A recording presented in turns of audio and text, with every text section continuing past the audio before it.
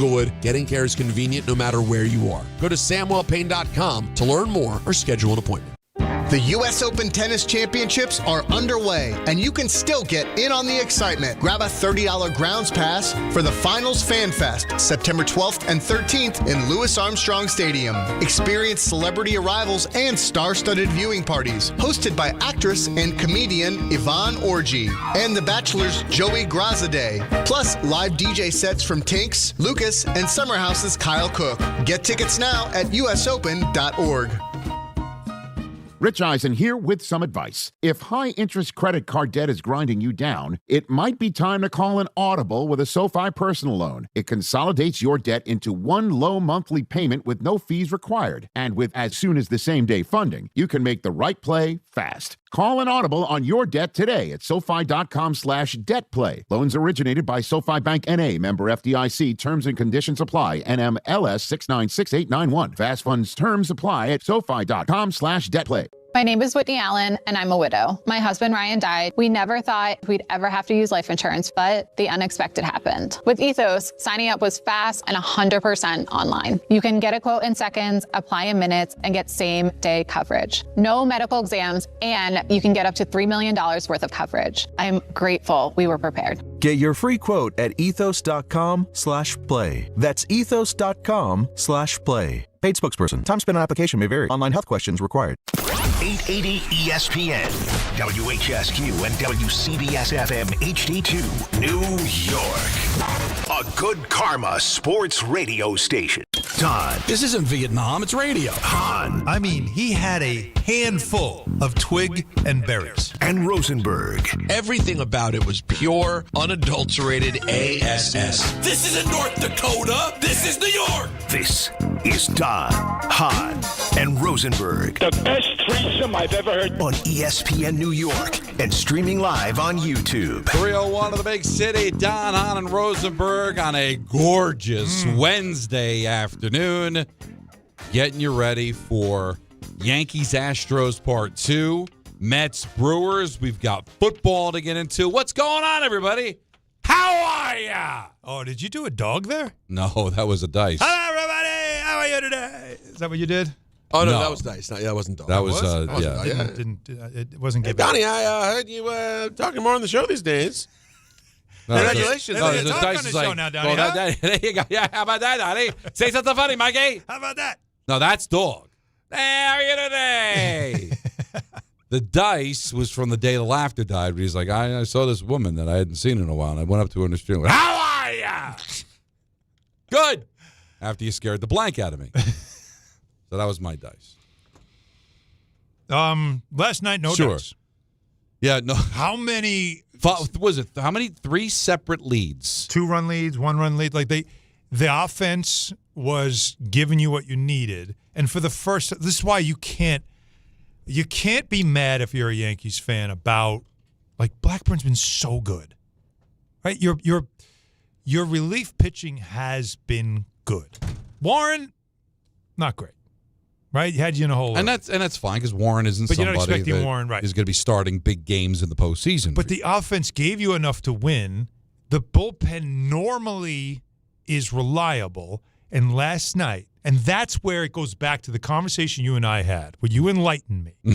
I did, because that's when the blood started to boil, and I just started doing it. This freaking team, you know what I mean? Like that's when it just started to happen. I know. Diaz had 2 home runs. Altuve, what was he, 3 for 3 at one point? Oh, boy. Like, it's like that's when you just want to give him a fresh one.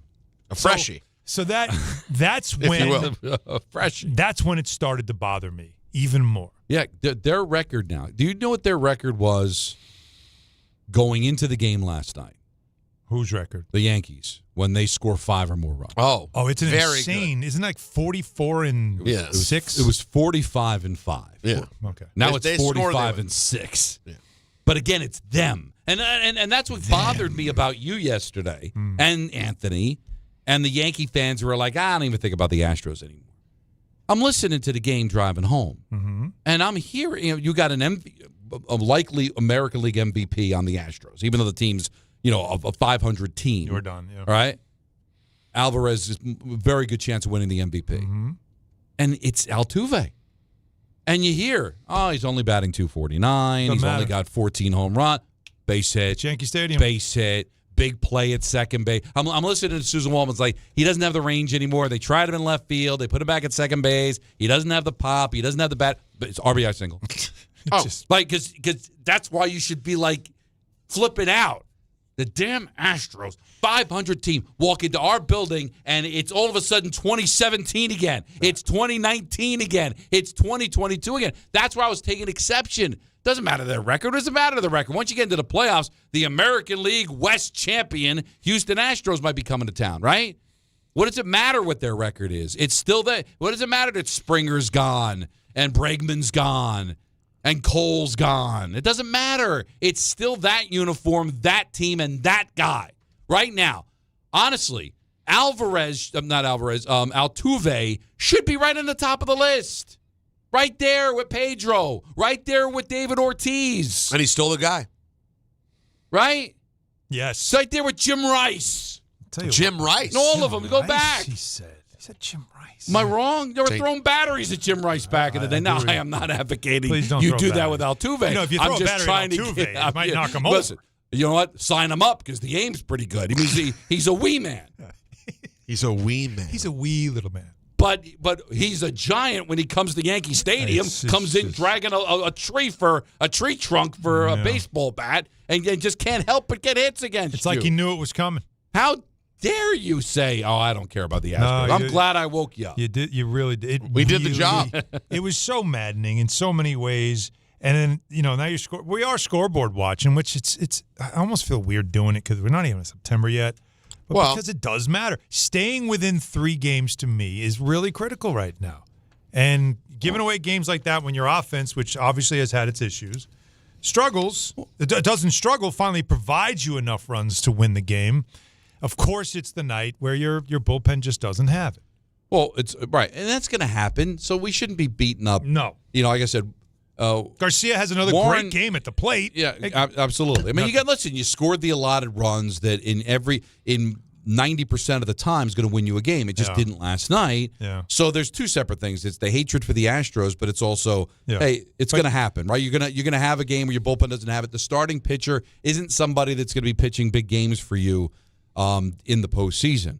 It's a missed opportunity to gain ground on Tampa, but Boston's still lurking. All right, you still, as much. I don't want to speak for Yankee fans. As much as you want to win this division, because of the way Tampa's played, and because you're 3 back of them, you have to now live in a world of we might not win this division, but we don't want to have to play 3 games at Fenway. Yes. Right? If you stay where you are, you're not happy, but it could be worse. Could be worse. And the could be worse is that Boston passes you. And you go up there. And now you've got to go up there. They're getting healthy, too. So that's the thing, because they gained ground. And right now they're 2 back in the loss column, a game and a half back. So you don't want last night to become a thing. And now all of a sudden you don't get those games at Yankee Stadium if you have to play in the wild card. So it's 2-pronged. I get it. Can I complain about something else then? I hope so. I love when Alan complains. Yeah, but I'm so curious about where this could go. First of all, you guys know I come from the NBA world where fashion is almost ahead of availability in that league, right? Yeah, it's a big deal. It is a big deal. You're fit. It's a big deal. The fit check is big. It's obviously the sneaker world, all that stuff. What are we doing with Jazz? Why is he wearing light blue and yellow? Caballero also wearing yellow. He's honoring the Red Sox alt jersey. No, it's clearly, some kind of... No, come on. This is what, I'm not going to be the guy that's going to scream about where he's wearing his hat. I understand that, again, he's whatever he wants to do. But don't go Yoenis Cespedes on me, please. But he's got to deal. But Alan, he's got to deal with them. It's One Piece and Jordan. Peter, One Piece and Jordan are doing a collab. It's coming out in the beginning of September. It doesn't match. What would happen if he was an NFL player? They might shoot him. They could. And the probably NFL will would drag you off the field by your short hairs if you have your jerseys out. You can't do it. Right, and if you have a day, actually, they give you a technical foul. One time I was at a Giant game. In the press box, I see Joe Morris. Oh, there's Joe Morris. Well, what's Joe Morris doing there? Former running back for the Giant great. No, I don't know if he still is, but he was like the Giants' uniform police for the NFL. So if he saw somebody with his shirt untucked or somebody that wasn't wearing the regulated cleats or whatever, he would call the NFL. That player would be escorted off the field, and they would have to tuck in their shirt or chain. Remember, you were probably too. Well, you remember 85, the Bears? Very well. Bears. You did a whole song and everything. You talking about Jim McMahon? Yeah. I remember the first time I saw it. With the Roselle, but the Roselle came because he had like a Taco Bell one or whatever, or they didn't want him to have the headband on. The headband, yeah. Like, now I'm not saying they got to get to that. I'll wait a moment. The Bears got Jim McMahon. I'm not going to tell you that they got to go to that extreme, MLB. But can you keep things uniform? Even like the Cespedes fluorescent yellow sleeve. Like everybody thought it was great, the parrot and all that, but it's not uniform. Why are you allowed to not? Well, isn't it weird too that of all the sports, right? Baseball, who's so nerdy about everything, are good with people making the uniforms look ugly is just weird. That's kind of what I was getting to because I'm watching the game.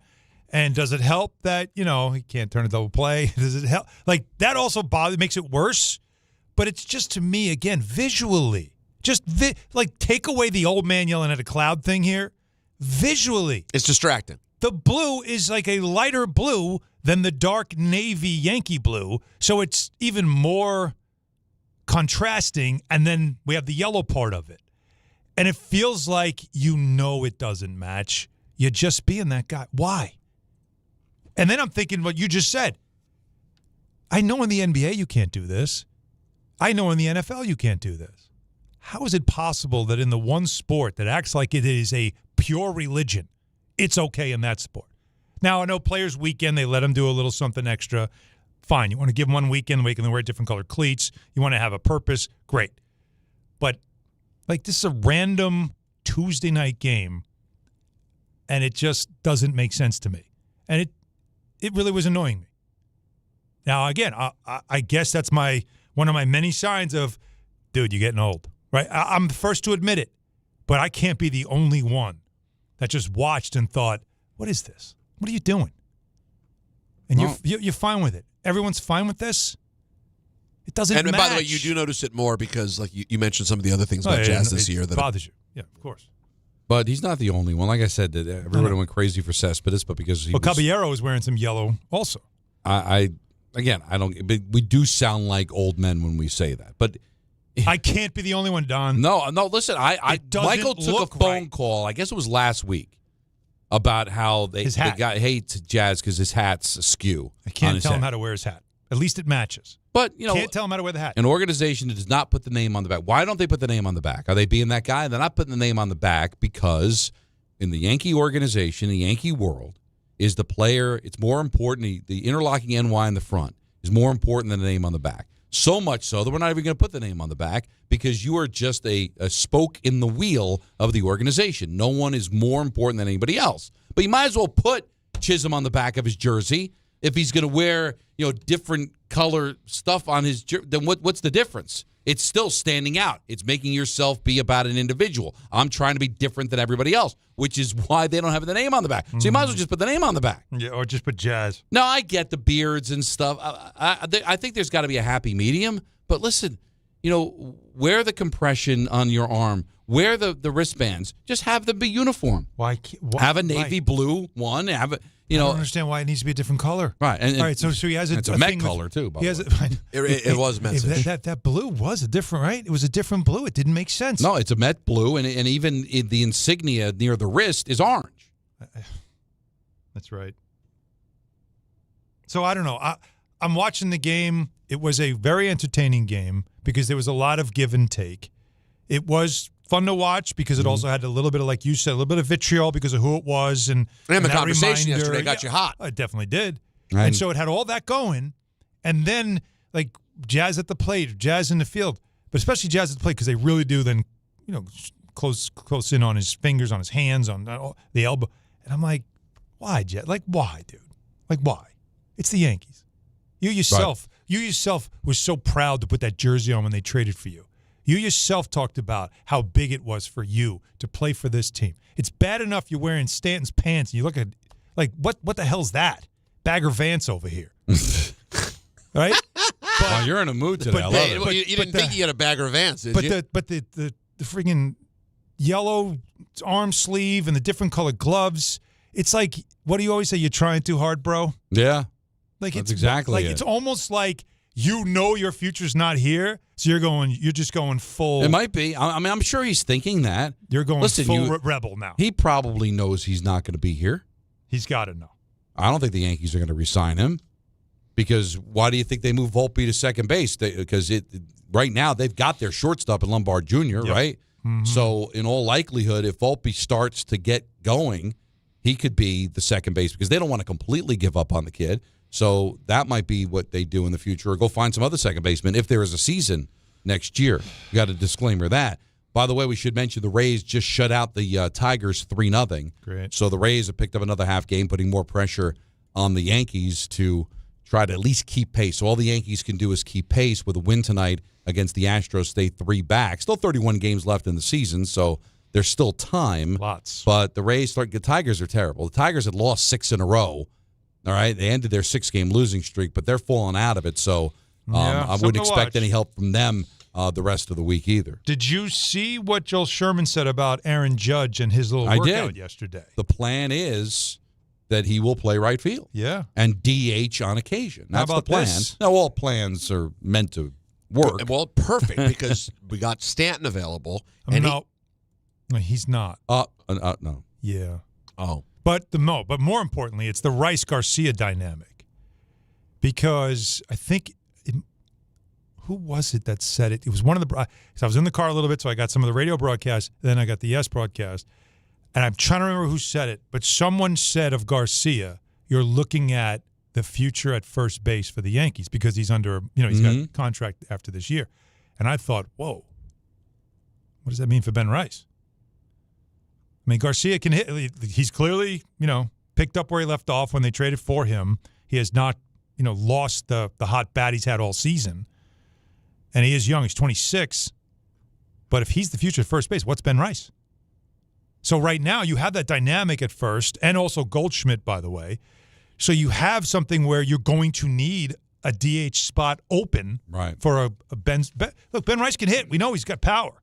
So, but that don't is going you feel to be an better? Important. Yes, hearing that he's going to. They because plan you on were playing him so in the field. worried, we don't even know if Judge is coming back. If right. he comes back, he might have to be the DH. Well, not only do they feel comfortable that he's going to come back, they feel comfortable enough, and Joel Sherman's usually on top of things, that the plan is for him to play right field. Yeah. Now, that's the news. plan, but I think that makes you feel pretty good that at least he's coming back, and that the plan is he'll be in the outfield, and then that kind of frees things up at DH. Now, just like the New Jersey Devils bring intensity on the ice, Viking Pest Control brings that same level of protection to your home. And I know this because I use Viking at my own place. The season may be over, but pests are always in play, so it's time to lock in your off-season defense. As the pest control provider and proud partner of the Devils, Viking provides 45 years of trusted experience to keep ants, cockroaches, stinging insects, rodents, mosquitoes, and more out of your zone. Their local team builds a personalized game plan that actually works, and when you bundle pest control and mosquito services, you score big savings. One call, one company, total peace of mind.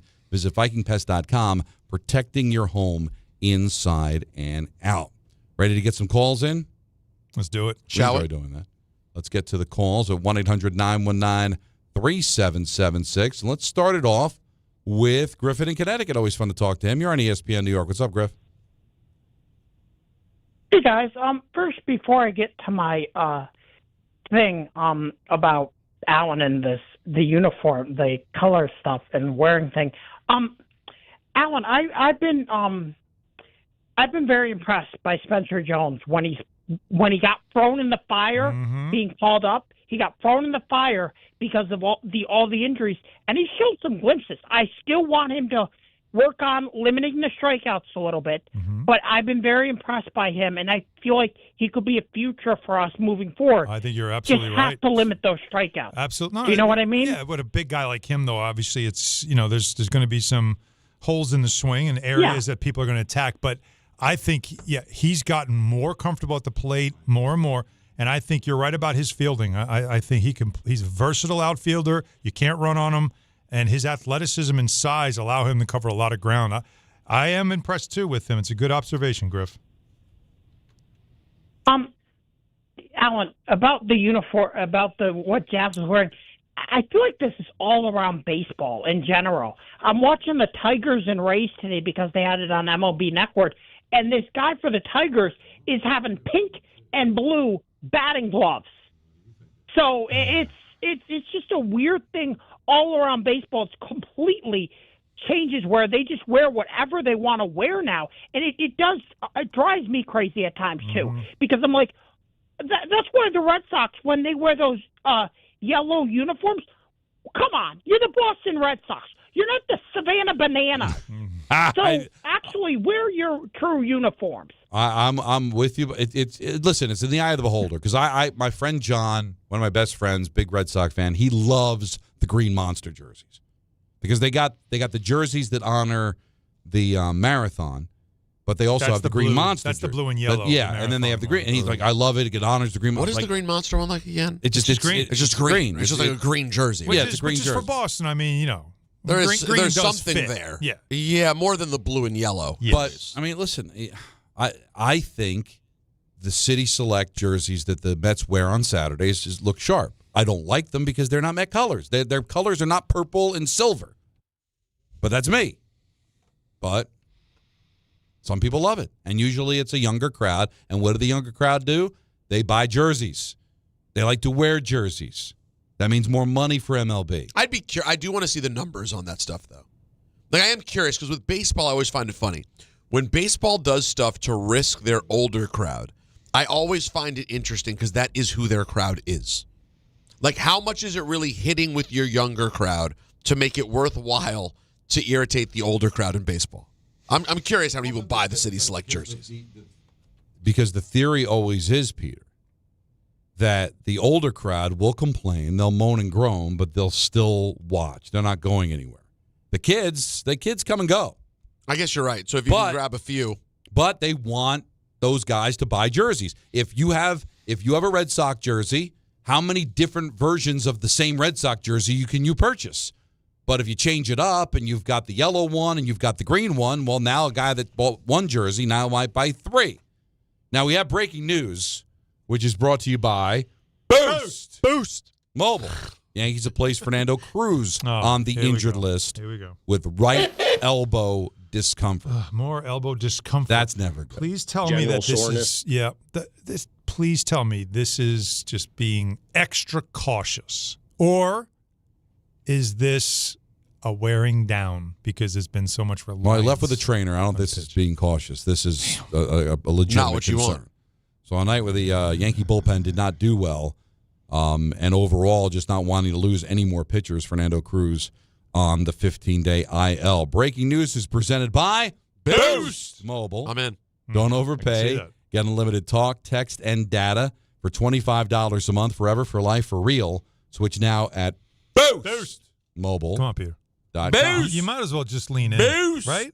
I'm trying. Just now, it feels good though when you say it. You don't think it feels good, or you weren't on the ground floor, so you were out? Yeah, it was just. It's all right to be that guy. Felt left out? I didn't know. kind of that guy. Well, I just didn't know where we were going. I didn't know this was a thing. Like I didn't know Boost. I don't know. It's fun though. Now, when you say it, don't you feel it? It feels pretty good. I'm not hitting as hard as you guys are. I just spent an hour with our pinhead suit, John Winthrop. Lucky you. That's a whole hour. He never brought it up as a problem. No, he didn't say he didn't like it. And do you think he's heard it? Does he listen? Well, if he doesn't listen, then it's just a free for all. We'll just we'll talk music and go nuts, and we'll just get naked and run around in the studio. Can we? I have to believe we're being governed in some way. Hold on. And he would be the governor, right? He's supposed to be an absentee man. I think we've done Boost enough that he must have heard it. He's had to. I got to tell you, if he didn't hear it, I'd be really disappointed. Well, we're gonna have to wait and see what he says. He'll come in. No, he'll let us know. If he didn't like it, we'd know right away. Well, because that's what it's about, right? If the client doesn't like it, then we would stop it. We'd drop it dead. Why would they hate it? I'd love it. Right? They love it. Come on. Yeah, they have to. Of course. More of your calls on the Yankees at 1-800-919-3776. We lost another significant celebrity we're going to get into. Yeah, we have a magic number right now that we're hitting. Also, there's a report that has Jet fans on Cloud 9. Oh, Don, when are we getting to this? I've got a list at 4:30. When are we getting to the Jet Oh, thing? we're getting there. List at 4:30. ENN at 6. We're out of Dodge at 6:30 for Mets Brewers. 1-800-919-3776. Don, Hahn, and Rosenberg. ESPN New York. No, not yet. There you were, surrounded by fans. Everybody remembers the game. Nobody remembers the guy coughing behind you. Till a few days later, at 2 a.m., you wake up with a fever and your throat's on fire. Now what? Urgent care? Closed. ER? Slammed. Telehealth? Maybe, but the pharmacy's closed. You needed a medical emergency kit. These aren't first aid kits. They contain essential prescriptions used for over 30 common conditions. Sinus and ear infection, UTIs, stomach bugs, traveler's diarrhea, and more on hand before you need them. Use your doctor-developed guidebook to select the right prescription or call their telemedicine doctor standing by. It's like an urgent care and drugstore at home. When you're sick, traveling, or stranded, you'll wish you'd ordered a medical emergency kit. Order online in minutes and it's shipped to your door. And save $45 with my promo code 880 at urgentcarekit.com/880. That's promo code 880 at urgentcarekit.com/880. At City Harvest, we believe no New Yorker has to go hungry. With your help, we're on the road 365 days a year, rescuing over 77 million pounds of nutritious food and delivering it free to millions of New Yorkers, transforming surplus food into sustenance, sustainability, and smiles, rallying thousands of New Yorkers to power a network of nourishment across our city. One day, one meal, and one New Yorker at a time. That's how we feed good. Donate at cityharvest.org.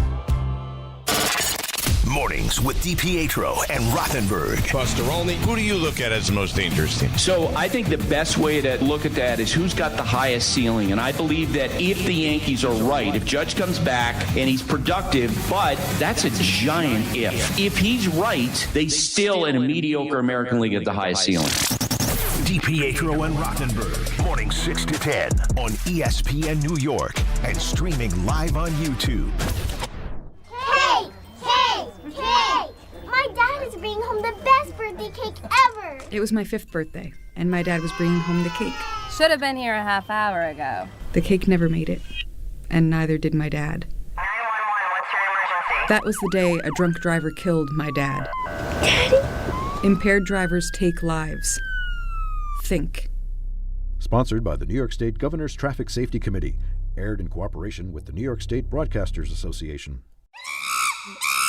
Monkey Sports, built by players for players, is your one-stop shop for hockey, baseball, lacrosse, and more.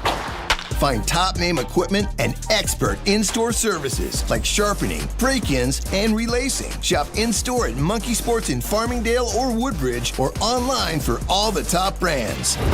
Whatever your sports, Monkey Sports gets you game ready fast. Monkey Sports, where athletes shop. Hey, it's Alan Hahn. Upgrade your outdoor living space with TimberTech, the #1 brand in premium decking from Rings End. Picture this, a deck that's the highlight of your backyard, turning heads season after season. Now, imagine 20, 30 years later. It's still going strong. And here's the best part. You haven't spent a moment sanding, staining, or sealing it. Visit your local Rings End for the stunning real wood looks of TimberTech decking, paired with the kind of durability that only advanced engineering can deliver. Backed by industry-leading warranties, TimberTech is the decking that performs for decades. Ask for it locally at Rings End. And now let's take a look at the traffic with Brandy Scott. Hey there, guys. Good afternoon. If you're heading into Staten Island at the Verrazano, stick with the lower deck if you can. Broken down car on the upper deck mid-span, taking out 2 lanes. You're backed up onto the westbound belts in Brooklyn. Bumper to bumper there from right after Flatbush Avenue. Going to be a gorgeous night for a couple of ball games. We've got the Mets home later on tonight in Queens. A little bit heavy at the Whitestone Bridge from the Bronx side. Yanks also home tonight in the Bronx using the inbound George. Still have some road work on the upper deck. Going to run about 45 minutes from 80-95 and 46, a little bit better from the Route 4 approach. Deegan, a slow go in both directions, heading over to the stadium with the volume for the outbound George. Outbound Lincoln and Holland Tunnel is just about a 5 to 10 minute ride. This report is sponsored by Dell Technologies. Back to school starts now. Get long-lasting battery life on the Dell XPS laptop powered by Series 3 Intel Core so you can work from anywhere. Grab yours today at Dell.com/deals. I'm Brandy Scott on 880 ESPN New York. I'm David Ortiz. When I lost my mom, she was only 46, and I lost my dad to cancer.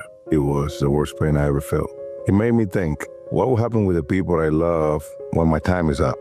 That's why I have life insurance. Ethos makes it easy. It's all online, take about 10 minutes, and you can get up to $3 million in coverage. Get your free quote at ethos.com/game. That's ethos.com/game. Paid testimonial. Time spent on application may vary. Online health questions required. Everyone needs to take care of their mental health, even running back Bijan Robinson. When I'm on the field and feeling the pressure, I usually just take a deep breath. When I'm just breathing and seeing what's in front of me, everything just slows down. It just makes me feel great before I run the play. Just like Bijan, we all need a strong mental game on and off the field. Make a game plan for your mental health at loveyourmindplaybook.org. Love your mind. Brought to you by the Huntsman Mental Health Foundation, the Arthur M. Blank Family Foundation, and the Ad Council.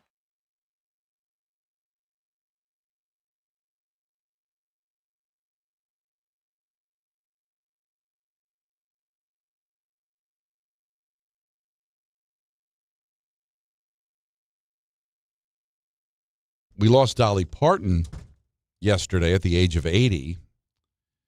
And I'll let the caller bring up the person that we lost today. Maybe not as iconic, but certainly huge. And Manny in Flushing, go ahead. Who did we lose today, Manny? First off, Tim Curry. Tim Curry. The guy, Tim Curry, excuse me, Tim Curry, forgive me. Rest in peace, 80 years old. I mean, you think about it, 14 years removed from having that stroke. I can't believe he survived that long. I mean, even though he was confined for a wheelchair, but he was still active despite his situation. I mean, rest in peace. I mean, only thing I can remember him, that he used to voice, you ever heard of that show called The Nigel Thornberrys? I assume you're, Peter, I assume you're right, because I think your wife was a child in the 90s. I assume he was Nickelodeon. I think the Ralph Thornberrys, and he played that with Nigel Thornberry. I mean, he was one of my favorite quotes in Smash. Cartoon. Also, yeah, I don't know. Cartoon. Yeah. Okay, but maybe your wife knows. And also, he was supposed to be the voice of the Joker of the Batman animated series. Before they kind of replaced by Mark Hamill. Also, one last thing before I'll get my Yankees talk, the 25th anniversary on the death of Aaliyah, by the way. Just put that out there. Oh, today? Yeah. That was yesterday. Plane crash. Mm-hmm. Remember where I was for that one? Yeah, plane crash. I'll let you get to the Yankees in a second, Manny. But the Tim Curry, I guess it depends on how old you are. Rocky Horror Picture Show was like huge, and like it was almost a rite of passage, right? When you were younger, go to the theater, you're throwing a toast, and you're throwing toast at the screen and all. Like I don't, Peter, that might have been before your time, but that's what I remember. That was for the me, thing everybody did. Like Natalie would ask me before, she was like, "What's Rocky Horror Picture Show?" She had meant nothing, and I'm like, "Well, I've never seen it, but it's a big cult thing that people would go see it every year. It's like it's a thing." Yep. I have no connection to it. I just remember being a thing. The clown, when he played the It guy, the clown, that scary clown. Pennywise in It. He plays Pennywise? Yeah, in the TV, there's a made-for-TV. John Ritter was in it. It's pretty good. But it's pretty good. It is very scary, though. It's very legit. Good. They've taken it up a notch in recent years, but no, he was great in that. And also, Natalie, what she was most affected by timeline-wise was him being in Home Alone 2. Okay, yeah, working at the hotel, right? And he was in Congo, and he was in Clue. It was big loss for sure. What was your Yankee point, Manny? Yeah, it seems like the Yankees cannot make stops. I know people are talking about the pitching, all that stuff, but they just can't make stops. I mean, because at one point they were leading. I think they were 5-6. I think it was. It was 6-5 at one point. And then, 6-5 one point, and then they end up, and then the Orioles did. I'm sorry, the Astros. Excuse me, they had a 4-2-1, ended with 9-6. I mean, it just seems like 9-7. Excuse me, in which the Yankees cannot make a stop. Also, one last thing for Alan. By the way, I saw your post last night coming back to the Garden. I know it's not Nick related, but what are your thoughts of Ben McElwain headed to the Pelicans? Ben Matherin? Yes. I mean, I really don't have any thoughts. No, listen, it's just it went 10 seconds too long. Yeah, he's just a guy bouncing around right now. we appreciate you, Manny. You brought a lot to the table, but you overstayed your welcome just a little bit. But it made me go, am I supposed to have? I don't. You can't have an opinion on everything. It's the Pelicans. All right. The ruling is, Manny. There was no movement on that particular move. It didn't affect me. The Astros bullpen is awful. They blew a 6-run lead over the weekend. So you knew there was going to be some back and forth. I fully expected the Yankees that were going to come back and win the game. When they made it 8-7, I guess in the 8th, I'm like, all right, they're going to win this game. And then the Astros tacked on another run in the top half of the 9th inning. I'm like, you know what? It's just not the Yankees' night. That's what I mean. You got to take the next two, though. Of course you do. Now, wasn't it Jazz who hit the double? And then he had an RBI. He had an RBI double there to make it 8-7, right? In that moment, did you forgive the ugly sleeve? No. Okay. Just well, he's locked in on that. I know he's not trash as a player. Sometimes. I don't have those. Again, he's a great defender. He's clutch. But just to be clear, because I did hear that caller about how I don't like the way he wears the hat. Yeah. No, he can wear the hat any way he wants. I don't care how he wears the hat. Oscar Gamble could barely pull the hat on over his head. They called it the Oscar Gamble. Yeah, he had an afro to die for. It was glorious. But I don't care how you wear the hat. I just care that why are you going with different colors when you know it doesn't? It's not only does it not match, it clashes. That's the part I just. Well, that's why you can be accused of being that guy. Because it clashes now, you stand out. And you know you stand out. And why are you trying to stand out when you're batting, 214 or whatever? Maybe that when you predicted you were going to go 50 for 50, and you may not go 20 for 20, although he does have 30 stolen, but you know what I mean. I'll push back slightly. Here we go. But what do you do? Like, he has a deal with One Piece, which is an anime show, and they have bright, colorful, what do you do? Do you not take the endorsement deal? Sorry, this doesn't go with my Yankee attire. Let me ask you this. I'm just asking. What would you do if Jackson Dart got the same deal? You can't do it. The NFL would say no. Well, you can't do it. Well, the MLB's allowing it. So really, it's more you're mad at MLB more than you're mad at Jazz. So are you telling me they can't make it in a color blue that matches the uniform? Well, it wouldn't make sense. I guess it's got to be Met colors. I don't watch the show. I'm guessing that the color scheme of the show. And to your point, maybe Jazz said, I want it this color, or I want it to look this way. But to my knowledge, I think it's just going to be very colorful, and no matter what, the Yankees are white and dark blue. It's going to clash no matter what. I don't want to begrudge a guy making an extra couple of bucks, but I'm sure Jazz isn't starving. I don't think so, no. And he does present himself with the hat being askew and all that, the big old pants, kind of being that guy that he wants to kind of stand out. And hey, I'm not making this a Yankee thing. Cespedes did it with the best. A lot of them do. Hey, my son does it. Yeah, my son's got the shit. And the other thing that I don't know if you noticed, the belt that he picked out, his baseball belt, is pink because he wants to stand out. He's that guy. All right. Now there's no endorsement or whatever. Marco, pink belt. He's got a pink belt. I love this. And it stands out. There's a lot of swag on the and he's got the Nancy must have some swag or something. Because I don't know. He's not getting it from me. In fact, he risks being the kind of guy that Don would be sick by. He's doing it all. How about Grandpa? Oh, well. Would Grandpa put up with this? No. My father would put a stop to it. All right? He's 8. I'm letting him have fun. I will put a stop to it in high school. I'm going to be like, you know what? Too late by then. This is not. We got to. Let me let you know something. By the time he's in high school, it might be too late. He'll be able to take you. Oh, I'm sure. 100%. Well, no, but you get the dad strength, though. You think so? I hope so. We'll see how that works out. I can't wait to see. I think this is the era of dad strength. Yeah. I think by the time he's 18, the dad strength will still be there, but it's starting to fade a little bit. Do the math. Where are you going to be in life? 10 years from now? 68? Yeah. No, that's still old man strength right there. I might still have it. Yeah. He'll still be kickboxing. I know what I'll be. I'll be the meme of the guy with the chair that opens up. Oh, and you ever see that? Oh, it's great. Wait. Those chairs. It's not lawn chairs, but when you just stretch it out. It's a beach chair. You stretch it out. You ever see him? Skinny guy with the beard, and he just kind of flings his arm out, and the chair pops open. And then he sits down because he wants to get a front row view. That's me. That's me when Dad and Marco have it out about the pink belt in high school. All right, but you can't wait for it. Right, because right now he's formulating who he's going to be. But right now he's got the they're not sunglasses. What do you call them? The goggins. Well, they're like no, they are. They're sort of like they're sunglasses, but he calls them something. I forget. It's not shades. It's goggles. Well, they're sort of like cop glasses.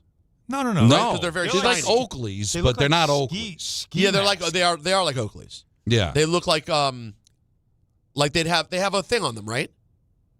I'm just calling them. They goggles. connected like goggles almost, like down the back. Yeah. Well, Like he's got a strap around, and he wears it everywhere. I showed you Nancy's upset because I didn't do anything about it. That his picture, his Little League picture, he's wearing. Love it. He's got it going on. Like, he's committed to the game. But I'm saying it feels like Jazz is that guy. Anthony, not so much as what am I supposed to turn down an endorsement? Look, he's got the cleats, and he's had the cleats on from the opening day. The cleats are fine because it's cleats. You're allowed to do your own thing. When you start wearing like the armor at the plate, and it's very obvious it doesn't come close to matching, I think you're just letting the Yankees know that I don't care about your standards. Probably fair. I'm just saying that, and I just sent you guys the article too. They're literally releasing this within the next 2 weeks. I don't think it's a coincidence that we're seeing more colorful stuff from Jazz now that Jordan is collabing with One Piece even more to put out another line of things that they're going to show. All right. Well, it annoyed me. I understand completely. Did you guys happen to see the Don King tribute to Dolly Parton by any chance? Don King. I just saw the picture of him. Okay. He does not look at all the same. How old is he now? He is 95. Wow. Okay. But I guess it makes sense considering I picture him as old my entire life. Yeah, he's always been old. He's been old my entire life. He's always been Or that's how great. it felt. And I'm 47 now. Right. So, yeah, he was 45 when I was born. I mean, that makes sense. He's been, since I've been aware of him, he was like 60 years old, Yeah, basically. right. But still, it was just interesting to see Don King. I have to say, I didn't think of him as being that old, 95. 95 years old. He said in the caption, keep the light on for me. Oh, wow. Planning to join. I don't know if him and Dolly were close. I don't know if she'll be keeping the light on. Yeah. Maybe sure. he's still maybe he's still holding out hope. You never know. Her story though, the her and her husband, how they met outside a laundromat. Seen that story? Yeah. In Nashville when she's 18. Yeah. He was like 21 or something. And he's like, he always stayed in the back. He never wanted to like that love story. That's incredible. Well, but now I was watching an interview with Barbara Walters yesterday, in which Walters was just, her interviews have not aged well. They have not aged well. No. In so many of them, she's just so just too aggressive and tabloidy in a way that you didn't think of. Like she really was like the same criticism I've had of some of my competitors in broadcasting. She's not different. She's just more polished, but she's very just getting into dirt on every question. And Dolly is just class on every answer. Yeah. Class. Quick wit. Yeah, and then she starts talking about she's like, and what about your husband that we've heard so much about that no one has seen? We haven't seen him. Has anyone seen him? Mm-hmm. Like she's being like very much that guy. And Dolly makes very clear, to me at least, I'd be curious your guys' interpretation, but to me in this interview, she's very clear that like she loves her husband very much, but they had a very free flowing sort of marriage. An understanding. Yeah. I can understand. I mean, look. Hey, by the way, you're 21 years old. You score Dolly Parton, who's now a not famous, just incredibly hot Dolly Parton. Right. 10 years later, the score you had of this incredibly hot wife is now becoming richer than God. Yeah. And then as time goes on, she's like, hey, so I know I'm traveling. Yeah. I'm sure at first, if it were to come up, you'd go, this is going to be tough. And then you go, I think we're going to have to come to some sort of arrangement. I think I can battle through. I think we're going to have to because fight. every time the end of the equation is she still comes home to me. No, she comes back to you. I've heard that. And you have hundreds of millions of dollars. Well, and she comes home to you. I've heard these stories. All right. Well, as long as she comes home to me, I could not. I couldn't do that. Well, no, you say that because you don't have the experience. But think about like you actually scored Dolly Parton. And now no, I get it. now she's becoming. You're going to go. You know what, Toots? It's either you and me, monogamy, or you walk, Dolly. That's a tough. I'm just telling. I'm not. I'm again good. I know people that have an arrangement. Yes, met him at the key party. Really, but I couldn't. I'm just telling you. I mean, from a jealousy standpoint, you could. Yeah, I couldn't take it. I'm not judging. I'm not saying it's wrong. I'm just saying for me, the whole idea, well, at least she comes home to me, it's still. I'm not saying, listen. I don't think I would be able to. Wait. Not only just comes home to me, but is available. Like, if you stop being available, now we got a problem. Right. No. You and by the way, hold on. And you're also free when she's gone. Well, and you know what? That's pretty good. Other ladies are probably like, wait, you're with Dolly Parton? Yeah. Interesting. I get the benefits. Must be pretty good. I get the pros and the cons of it. I've weighed it out. I've thought about it, and I'm just telling you. I would not be able to. But you wouldn't change the locks immediately. You try to have a conversation. You'd see if you could battle through, and you'd see how it goes. And I don't think I'd be able. Come up short. You know, with all the benefits, knowing she's on because then why are we married? Why can't we just be friends with benefits? Why did we commit to each other if we're not really committed to each other? Yeah, well, in the end, you always still like that's a show business life, right? Which is not a life she wants to bring home. But when they're home, they're just a married couple. Just home. I'm gone a lot of times. Remember, when she comes home, she takes the wig off. That's right. And the makeup, and now all of a sudden, it's a different person. I'm just telling you. Maybe it's something that's wrong with me. I don't know. I'm just telling you. I don't know if I'm not remotely saying to you that this isn't complicated or wouldn't be hard. Very complicated. You know what I mean? But also, you and Nancy have been together since like high school. I and Alan, to some degree, married someone a little bit later. Yeah. Things had already happened. You know what I'm saying? Yeah. Happened then, happened now. No, an understanding. Whatever. No, listen. If I had met, I'm telling you, if I had met Dolly Parton and she's already famous, and I decided I wanted to marry her, I was like, listen, this is what I signed up for. But if I had met her before she was famous and we're committed to each other, and she just happens to become famous, and now because she's famous, for months? I don't know if I'd be able to. Although we're also making this up. Then she lies to you because she knows you can't handle it. Well, that's why he's saying it's not wrong. He's just saying he couldn't do it. Right. I mean, it's totally right if it works for people. Yeah, but it's funny. Yeah, I couldn't do everyone. It's not. No, it's a special kind of life. Yeah. And I think there are people that would be like, I'd be all for it. And then they would live and go, I didn't realize. Oh. You know, he only showed up to one thing. He went to the BMI Awards in 1967. Of all random things. Of all the things. No Grammys, no Oscars, no. And if he was that behind the scenes, he probably wasn't 100% on board with it either. Well, maybe he just didn't want it in his face, so he just stayed home. Well, wouldn't you? Why would I want to be out in front of it? No. When you're out there, you be because you do look like it. Because you do come across like the Hollywood will look at you and go, "This poor guy." Right? Not poor. They say a lot of things. Not poor. Don, Hahn, and Rosenberg. Still lots to do. More calls to get to as well. ESPN New York. There are a million reasons to love New York. Making your budget stretch isn't one of them. According to an independent study, Amazon prices average 14% lower than other retailers. Get food, fashion, furniture, and more shipped straight to your building. Plus, another study found Amazon Prescription Pass customers pay nearly 1/3 less out of pocket. Learn more at aboutamazon.com. Summer isn't over yet. On Saturday, August 29th, the Red Bulls face the Philadelphia Union at Sports Illustrated Stadium for Anime Night, presented by New Jersey Lottery. Arrive early for the Boulevard at 4 p.m. for food trucks, games, family fun, and a free matchday poster while supplies last. When gates open, fans can grab one of 10,000 UGO card packs. Kickoff is at 7:30 p.m. Bring your crew and make it a night to remember. Get tickets at NewYorkRedBulls.com. If you've been injured on a construction site, then you need a lawyer who knows New York's unique labor laws. At the Parisman Firm, they have decades of experience handling construction accident cases and a proven track record of delivering huge results. Their team has already recovered nearly $1 billion for hardworking New Yorkers. From scaffold accidents to slip and falls and equipment failures, they've got your back. Call the Parisman Firm now at 718-WORKERS. That's right, 718-WORKERS, because your case is their cause. Get the justice you deserve today. I'm David Ortiz. When I lost my mom, she was only 46. And I lost my dad to cancer. It was the worst pain I ever felt. It made me think, what will happen with the people I love when my time is up?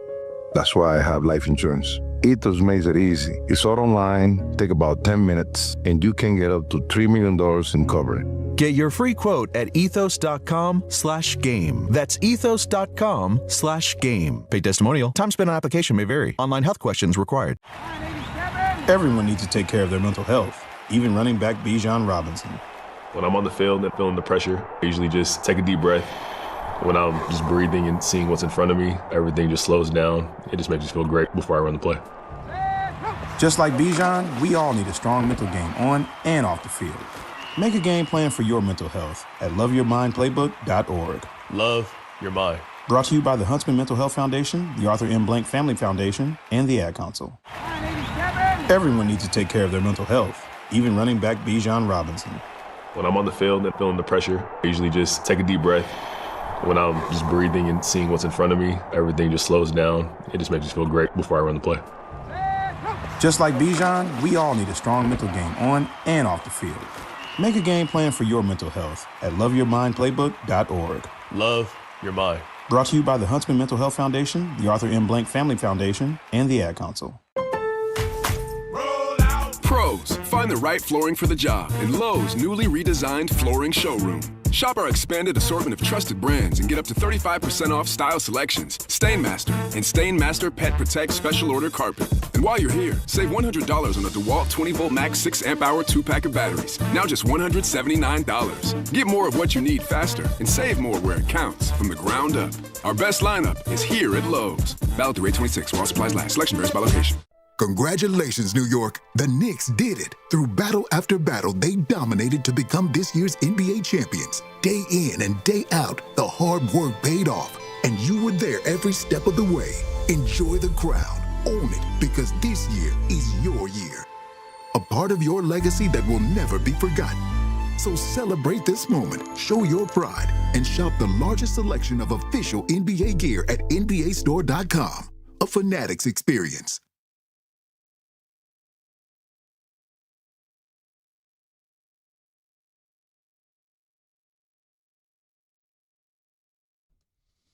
One 800-919-3776. Get back to the busy phone calls. Let's go to Sean. He's in Brooklyn. You're on ESPN New York. What's up, Sean? How you doing, fellas? How's everything? Good. Good. I just had a question. So I went to the game yesterday and also received like one of the free giveaways T-shirts. Those were very cool. What was it again? Was that the rugby shirt? It was the rugby. Yeah. It was a good shirt. Good I love that shirt. Good quality? It you're looks afraid, good. It looks good. Yeah, so you're afraid to put it in the washing machine. Good quality for something you got for free. Yeah, okay. Exactly. Tickets wasn't that bad either. Right, exactly.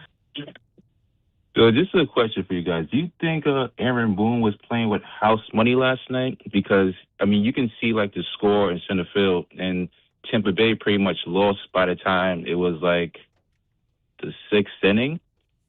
But he didn't, like, bring in Paul Blackburn, and also he didn't pitch hit for Austin Wells in that situation. So I just want to get your thoughts on that. No, well, first of all, to answer your question, no way is he playing for house money. You see the Rays lost, and you're thinking, I got a chance to gain a game for first place, which gives me a bye, right? So you're definitely not playing with house money. Plus, you also saw, I guess at that point, the Red Sox were in extra innings, so they could win their game in Miami. So now they're going to gain. No way. He brought in Hedrick. Hedrick's been really good. And Hedrick finally just didn't have a good inning. Here's the issue with pinch hitting for catchers. That means now your backup catcher's in the game, and I don't think managers really have an appetite. Now you bring in Sanchez. Now you don't have a backup catcher, right?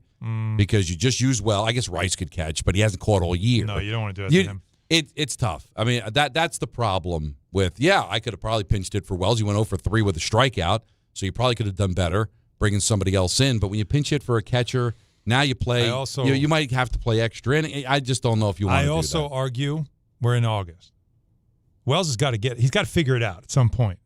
Right? Yeah. It's like at some point you got to get, you got to see, can he get himself going? Can he have a moment? He needs it. Yeah, but that's all. I'm not debatable. That game last night. Your bullpen wasn't good enough. You scored 7 runs. Yeah. What's the record again? 44 and 5? There were 45 and 5. Right. Now it's 45 and 6. 45 and 6. When they score north of 5. So they had 7 runs. They had more than enough to win. For the first time in a long time, bullpen was not good enough. That's it. It's been a long time, and now you lose Cruz, who again wasn't good. As I mentioned, Hedrick normally has been good. He hasn't given up runs like that in a long time. So, is the bullpen starting to kind of leak oil a little bit? Like you got to watch now. At least they did last night. You got to keep an eye. Yeah, just keep an eye on it. Yeah, because and they've had to use it a lot because the last 2 Rodon starts, he only went 4 innings. Yes. So you're keeping an eye on Cole because he's coming off the Tommy John, Yeah. right? When Fried comes back, they're not going to let him go. They're not going to let him go. He's He's going to be on a pitch count for sure. Yeah, which is why the bullpen is still going to be important. But Cruz has logged a lot of mileage out of that bullpen. His arm is probably starting to feel the effects of it. They lose him for a little bit, but these games happen. You can't get mad at these games. No, you just mad at who it was. You can't overmanage. Like, well, you should have done this. They had 7 runs. It was more than enough to win. You are still in the mode of winning series. So if you win the next 2, you win the series. Keep going. I don't think they've lost the series. They lost the Toronto series, and that was over a week ago. And then when I was on vacation, they lost the Cardinal series. So they've lost like 2 series in the last month. Yeah, I think the only 2. Right. So you win the next 2, and all's forgiven. Let's go to Rob in Florida. You're on ESPN New York. Hi, Rob. What's up, fellas? How you doing? What's up, Rob? 2 things real quick. Just wanted to touch on the Jazz thing. To me, I don't have a personal preference on what outfit he wears, but obviously he's not Aaron Judge. But does it bother you when Aaron Judge wears I think it's like Liberty inspired, like that kind of green outfit? Obviously a little different because he's Aaron Judge and it's like a New York team, but so doesn't align with the Yankee colors. It's very fair. It's very fair. It doesn't match, but it's not as stark as a yellow and a lighter blue, I guess. But it's very fair to bring that up. I can't deny that. Do I love it? I don't love it, but it just felt like it was just a lot. You know what I mean? Like you have to admit that because it's Jazz and he's had a tough year and he's kind of someone that comes off as someone that is wants attention. Judge doesn't look like somebody who wants attention, so he gets the benefit of the doubt. Plus, he's a forever Yankee and he's better. Who it is definitely has something to do with it, but I understand you're feeling a way about it. We got the football to get into, but Stephen Bouton's on hold. He's got a really interesting question. Bouton, I believe you're mispronouncing. Bouton. Well, you're pronouncing it the way that it's spelled. That's but right. Well, how'd you say it? Boomtown. What? Bouton. Bouton. Well, we'll check in with Steve. No, I know, but I'm pronouncing it correct. Bouton is just a ridiculous. It's an expectation. You can't. That's not what. Bouton. Well, we'll ask Steve. But he's got a really good question. I think it'd be a really fabulous conversation. It's Don, Hahn, and Rosenberg just getting started here on a Wednesday, ESPN New York.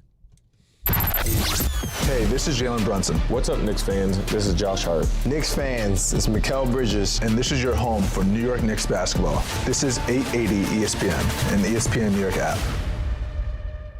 Prizes, flyaways, even cash money. You want it? We've got it. Find a list of all contests and official rules by visiting ESPNNewYorkContests.com. That's ESPNNewYorkContests.com. Tricon Construction is growing across New Jersey, delivering larger, more complex commercial projects with the precision today's developers expect. Because when timelines, capital, and reputation are on the line, you need more than a contractor. You need a true construction partner. Tricon brings experienced leadership, disciplined project management, and a team built around accountability and execution. From planning to completion, they build with purpose, professionalism, and pride. For serious commercial projects, build with Tricon. Visit TriconBuilds.com. That's TriconBuilds.com. Hi, this is Don LaGreca. Just like the New Jersey Devils bring intensity on the ice, Viking Pest Control brings the same level of protection to your home. And I know because I use Viking at my own place. The season may be over, but pests are always in play. So it's time to lock in your off-season defense. As the pest control provider and proud partner of the Devils, Viking delivers 45 years of trusted experience to keep ants, cockroaches, stinging insects, rodents, mosquitoes, and more out of your zone. And when you bundle pest control mosquito services, you score big savings. One call, one company, total peace of mind. Visit VikingPest.com. Protecting your home inside and out. If you're living with neck pain, back pain, sciatica, migraines, nerve pain, or chronic joint pain, you don't have to just live with it. I'm Michael Kay. I want to introduce you to Dr. Jay Shah at Sandwell Pain. Dr. Shah is Ivy League trained, double board certified, and specializes in non-surgical, image-guided treatments that help get to the source of your pain. With convenient offices in Woodbridge, Livingston, and Englewood, expert care is never far away. So if pain is keeping you from doing the things that you love this summer, take the first step toward relief. Visit SamwellPain.com to book your appointment online. Get in the zone, AutoZone. Welcome to the end of summer sale at AutoZone. We're celebrating the end of long days and short nights with big deals for a short time. Like on Wash and Wax, you can get 3 Meguiar's products for just $20. Need new brakes? Duralast brake pads are free with the purchase of Duralast rotors. We've also got oil deals and more. We're ending the summer right with the end of summer sale at AutoZone. Get in the zone, AutoZone. Restrictions apply.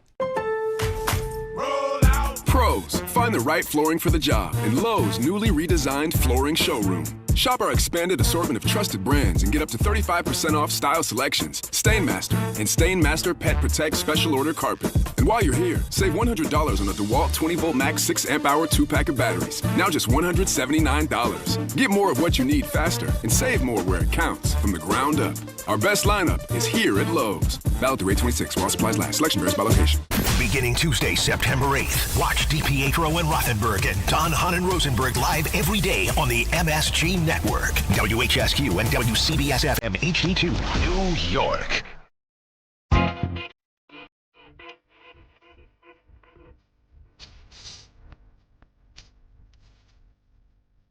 Big news. You missed it last week. We are going to be now on MSG starting September 8th. Not just us, DiPietro and Rothenberg as well. Tuesday, September 8th, it all starts. That's 2 weeks. Catch the morning show and our show on MSG every day. Now, we're still going to be on 880. We're still going to be on the ESPN app. We're still going to be on YouTube. But now we add another element, a historic element. The MSG brand now a part of this show and the morning show. Bigger platform, more of a reach. Don't miss out. It all starts September 8th on MSG Networks. It's really no excuse. That's how you look at it. Like somebody can't. I missed the show. I was running. No, you have a million ways to consume the show. No excuse. No excuses. Now I rarely do this. That I actually tease a caller. I know. But Stephen Booten, very unique place that he lives, had a question that I thought we needed a little time, and I thought it's a really good topic. So Stephen Booten joins us here on Don, Hahn, and Rosenberg. Now, Steve, explain to Peter that I am pronouncing Booten correctly. That is correct. Booten. The N is silent. It's just Booten. Booten. The N is silent, so it's just Booten. New Jersey. The first N is silent. Yeah. But the first N is silent. As this Chevy Chase, Maryland product would not know that. So the first time when he said Boonton, he was from Boonton, New Jersey. That's tough. He was trying to honor the English language. I was doing my best with the language. I came up short. Well, you should see me trying to get it into my GPS. It doesn't understand New Jersey language at all. No, I believe when I try and send Booten, it's like Newton. It's like no. So Massachusetts now. The question was, with all the Judge talk about him being the best Yankee to never maybe possibly win a championship, can you think of the locals? Who do you think the best player on each team is to never win a championship? I'd say Mattingly. Yeah. Obviously Ewing. Yeah. And then maybe the Rangers, Lundqvist, maybe. Oh, yeah. You guys would be better with the hockey. Easily. And then the two hard ones, the Mets and the Jets, because no one's there for more than like 8 years. Like who? Like David Wright, maybe? You know what, Steve? That's why I teased it, and I wanted to give you credit for it, because it is a fabulous question. You just hit the two biggies. Don Mattingly with the Yankees. That would be the Yankee guy. And the Knick guy would be Ewing. The Ranger guy would be Gilbert over Lundqvist. Now, both of them are Hall of Famers. It's Rod Gilbert. He's Mr. Ranger. It's Mr. Ranger. But it's King Henrik. Oh, that's a nice counter. They both have good nicknames. You know what I mean? But all right, well, they both went to finals and lost, right? Yeah, 72 for Rod. I don't know. We got to ask a Ranger fan. All right. Now, he wasn't alive for We might Gilbert. be able to find a Ranger fan around here somewhere. But you understand the history, the significance because my of the dad would organization. kill me if I didn't say Rod, because Rod was his favorite player. And Eddie, got to throw Eddie Jochum in there too. He's a Hall of Famer. His number's retired. But it's a good debate for Ranger fans, because the younger ones will of course say Hank, but nobody remembers that there was an entire a lot of them. There was a gag. It was called the gag line, the goal a game line, and that line didn't manage to win a Stanley Cup. Now, but understand something. Was Rod Gilbert ever the best player in the sport? No. My Was dad would Henrik argue he should have been in the Lundqvist- top 100, though, and he wasn't. Okay. Was Henrik Lundqvist ever the best goalie in the league? Yes. Yes. Okay. At least once. Case closed. I want Harvey, of to course, shaking his head no. apologize to the Gilbert family for the comments from Alan Hahn. Alan Hahn's comments are not necessarily those of Don, Hahn, and Rosenberg and ESPN. Look, it's not you. Just because I'm making a case for one, I'm not disparaging the other. Rod was a gem. Yes, he was. What a great stories he had. By the way, I told you what we need one day. You know how we had that Laker mockumentary thing where it was like history, but not really. Well, not mockumentary. You mean the what's TV right way to show? put it? It was a Winning Time. show. It was Winning Time. But it wasn't exactly accurate. It was sort of fictional, but it was very. It was pretty good, loosely based. It was based on, but they just took some liberties. Yeah. Okay. There needs to be one about the early 70s sports in New York. Yeah. We talked about this. It's a time. Like, you know what kind of show that would be? And you don't have to, it could be fictional based on reality. Right. And you but could still make would be so fun. And you could base the stories on what these guys tell you, but not like make it too exact. Yeah. And it would be amazing. Yeah, you could do it. So Gilbert's stories were unreal. It's set in this. It's Clyde, set in the late '60s. Namath. Sports in New York, but Yeah. it's everybody's winning. It's a quarterback for the New York Americans, and he's Jim Mamath, right?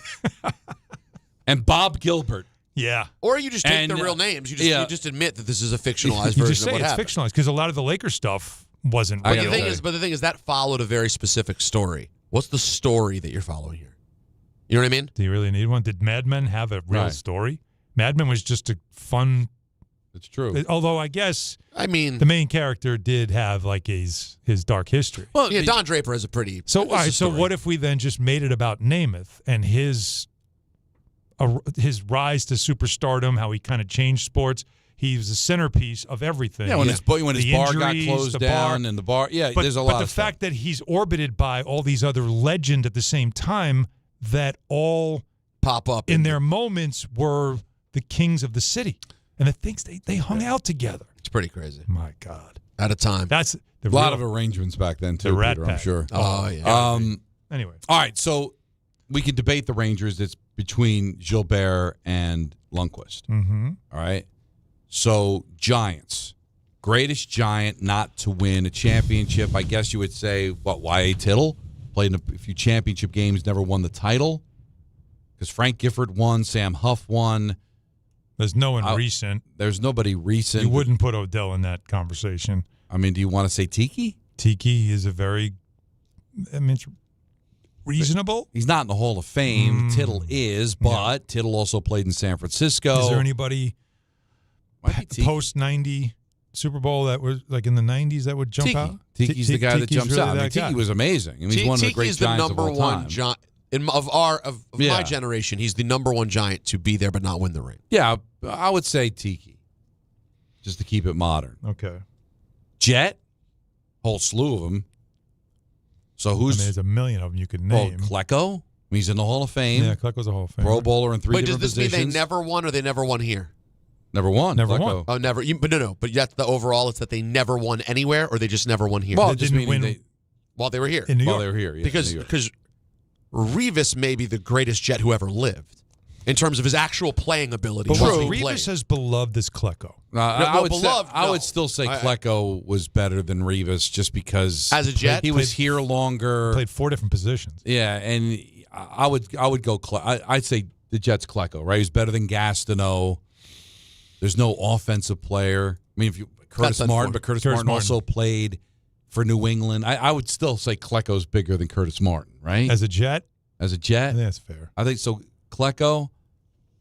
All right. So who we got? Yeah, I mean, all you got is that. Damn, this is Tim Curry? Oh, you didn't know who we were talking about? Even though I know the hotel guy, for some reason I wasn't picturing that hotel guy. That guy was 80 already? Yeah. Well, I mean, Home Alone 2 was like 1992. It was like 30-some years ago. Yeah. And so the guy was probably in his late 40s. He's probably my age. Yeah, exactly. That's what I'm saying. God. He was really funny. Like he was great in that movie. Yeah. As a side character, it was a funny character. So, all right. So Devil. That's got to be easy for Zach you, isn't Parisi? it? That's an interesting one. I wasn't thinking. Because I'm going old I thought you'd school go guys. earlier. Kirk Muller, who did win. He won in Montreal. He didn't win with the Devils. Mm-hmm.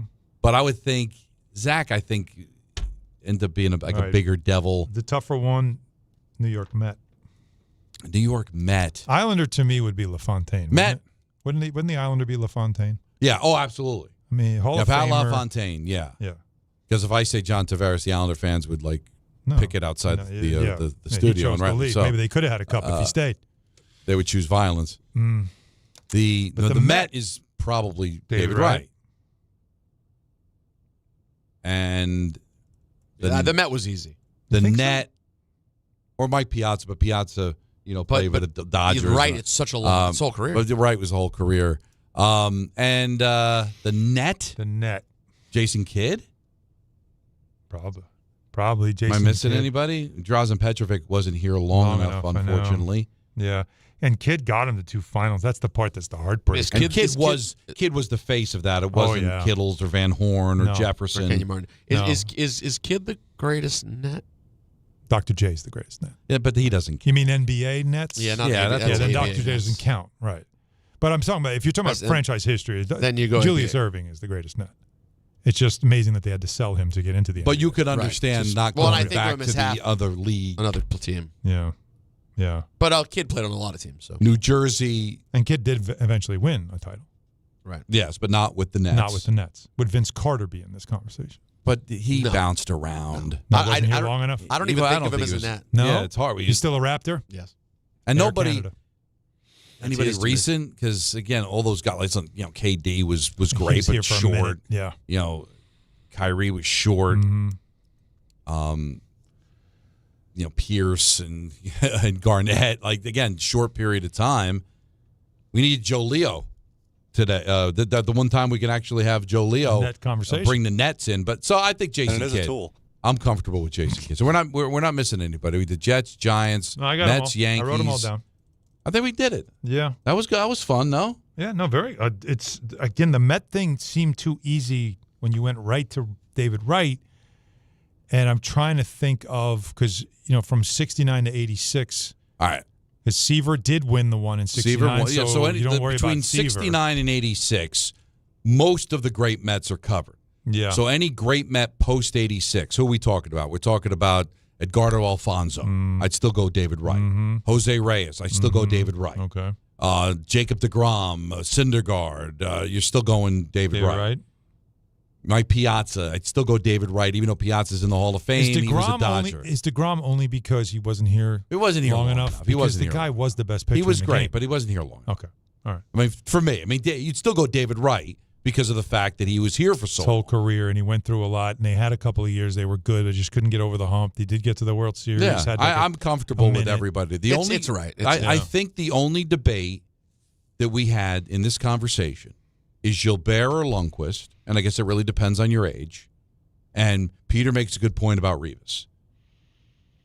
Because Rivas was here a while, back-to-back championship games, which is the most success the Jets have. Well, is the question beloved No, it's or not, best? Yeah, forget about beloved. It's like who's better. And Klecko's in the Hall of Fame. Rivas is in the Hall of Fame. But Klecko was here his whole career. Well, then you can give him the benefit of the doubt for it. I just think what Klecko did at the time, so remarkable. Playing multiple positions, all pro in multiple positions. They named an on island defensive after line. Rivas. And Klecko, It's not a real island. Klecko was a cult late, but most of his career. No, he was a cult like Brodeur was a Blue. He's a Jet. And we guess we could debate the Devils too, right? Is it Zach Parise? Is it I don't know. Who would you? Kirk Muller, John McClain won. Pat Verbeek. Yeah, I'd still go Zach. Zach was here a long time. Was here went for a long to a time. final. He was a draft pick. Yeah. Yeah. Lou I'll never in forget the greatest that day. draft ever, 2003. That draft, I'll never forget it. When Mike Milbury passed on Parise, and he passed on him because there was part of it was, he took the kid he took was also an NHL legacy. Robert Nielsen, I think his name was. Right. Took him instead. And he passed, and everybody thought Parise makes sense. His father was, has a legendary moment with the Islanders. It's a great connection. He had a connection to Long Island. It just was too perfect. And Mike passed on him. And we couldn't believe it. But the minute they named Nielsen, I'll never forget this, almost simultaneously, the Devils have made a trade or moving up to pick number, whatever it was, 15. And I'm like, he's taking Parise. Once he knew Mike was passing on him, he jumped up and grabbed the kid. And it was like, are you kidding? That's Lou. I remember E.J. Raddick, who was covering that probably for ESPN, the magazine. The great E.J. The great E.J. Raddick. The great E.J. He said, because everybody was talking about Zach being drafted. Yeah. He tracked down Lou to congratulate him, saying, what a great job trading up to get him. And he was great. they went to a final. He was good, and then he wanted to go back home. So he signed with the Minnesota Wild and bounced around a bit after that. But that I think that's who it is, right? It's I can't anybody of that kind of significance. So Stephen Booten, thank you very much. That was a lot of fun. That was fun, yeah. Ed in New Jersey, you're on ESPN New York. What's up, Ed? Hi, Ed. Hey, guys. How you doing? Good, and yourself? Okay. I got a celebrity obituary for you. All right.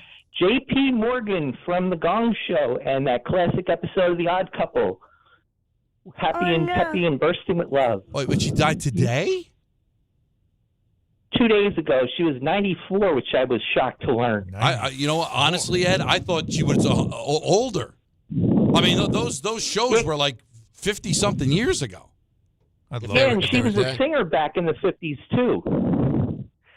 Oh, I remember her. Yeah. I'm watching a clip right now of when she flashed on the Gong Show. Sorry? Yeah. Oh. Yes, that's her. I have to sign in to As confirm Chuck my Barris age. used to call her. That's a porn Chuck website. Barris used to call her J.P. Morgan. Yeah. And then, of course, people think of J.P. Morgan. Yeah. Chase. Yeah. Right. But no, that's almost too old for me. I'm tempted to sign in. I don't remember when was she in The Odd Couple? What episode was that in The Odd Couple? I don't know. I just When did the Gong Show air? that was definitely a 70s vehicle. Oh, definitely right? 70s, but I can get you the specifics on it if you like, Peter. Well, I'm curious because it's something I only know of and hearing people tell old stories about it. Listen, it was great and just how ridiculously stupid it was. On this episode that I'm watching here, 76 to 80. I thought it was even older. 76 to 80, huh? That's it? Chuck is holding a Titan hockey stick in this skit. Chuck Woolery, do you mean? No. No, Chuck Barris. Chuck Barris. Chuck Berry. Very randomly holding a red Titan hockey stick. He you saw there was George Clooney had the movie. We played Chuck Barris because he had this whole fake backstory that he was in the CIA, and it was completely made up. But it was such an urban legend that there were people that still believed it. So they made a movie about it. Yeah, so she died a couple. Yeah, it's crazy, man. Like if you look at her from the Gong Show, she didn't look that old, but she was born 1931, so the Gong Show 76. She was deep into her 40s. 45. You know. Well, we have to say deep. I mean, this is crazy. All right. She's got a cameo in, guess what? Home Alone 2. Really? That's spooky. Uh-oh. So you got to watch the Home Alone 2 You think that, but that's spooky. No, that's we're just talking about Tim Curry. No, if I was part of Home Alone 2, I'm watching my back. If they come in threes from Home Alones. Not good. So, Joe Pesci and Daniel Stern, they're walking around nervous today. And I'm just trying to think, Dolly Parton didn't have a cameo. She did not. Home Alone 2. This is becoming like Poltergeist. And of course, we lost the mom from Home Alone. Yeah. That was just a year ago. this year, right? Of course. Yeah. Catherine O'Hara. Yeah. Great. Oh, the movie I was talking about, and J.P. Morgan was in that movie. It was back in 2002. Confessions of a Dangerous Mind. Right. Was the movie about Chuck Barris's fake CIA past. Totally. I remember that movie now. I can't believe that was 2002. I can't believe this was a show on television. The Gong Show. Oh, my God. Aces tweets, as far as the Nets, no Buck Williams, no Derek Coleman in the conversation. Derek Coleman deserves it. I would go Buck Williams over Derek Coleman. Really? Buck Williams played for like 20 years. But at his best, was he ever better than DC? Buck Williams was... And his number's retired, right? Yeah. Did they retire Jason Kidd's number? Great question. I don't know. I mean, he coached there. I imagine they probably did.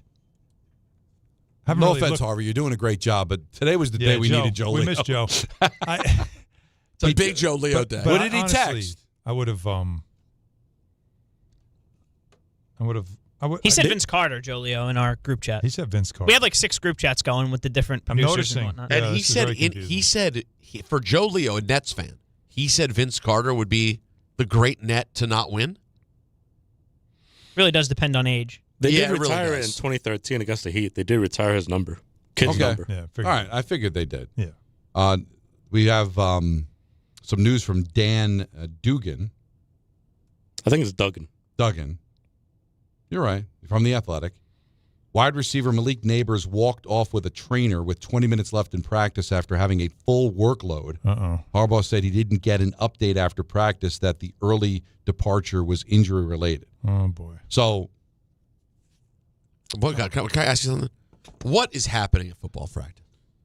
No, like, honestly, help me understand. It could also be nothing. No, I hear you. I hear you. But what I'm trying to say is, what is happening at football practice during the summer that is so busy that no one has yet informed the head coach of what even happened to his number one weapon? You're so right about that. Like, no one could even tell him. No one. Hey, coach, by the way, Nabers walked off. He's fine. So at least he can answer. He goes, I don't know. I was so deep in it with the O-line. I couldn't even get that's because what happened. Because I'm going to tell you what happened is he did get an update. And the update is something's wrong. We're not exactly sure what it is yet. He's going to go get an X-ray, an MRI, or whatever.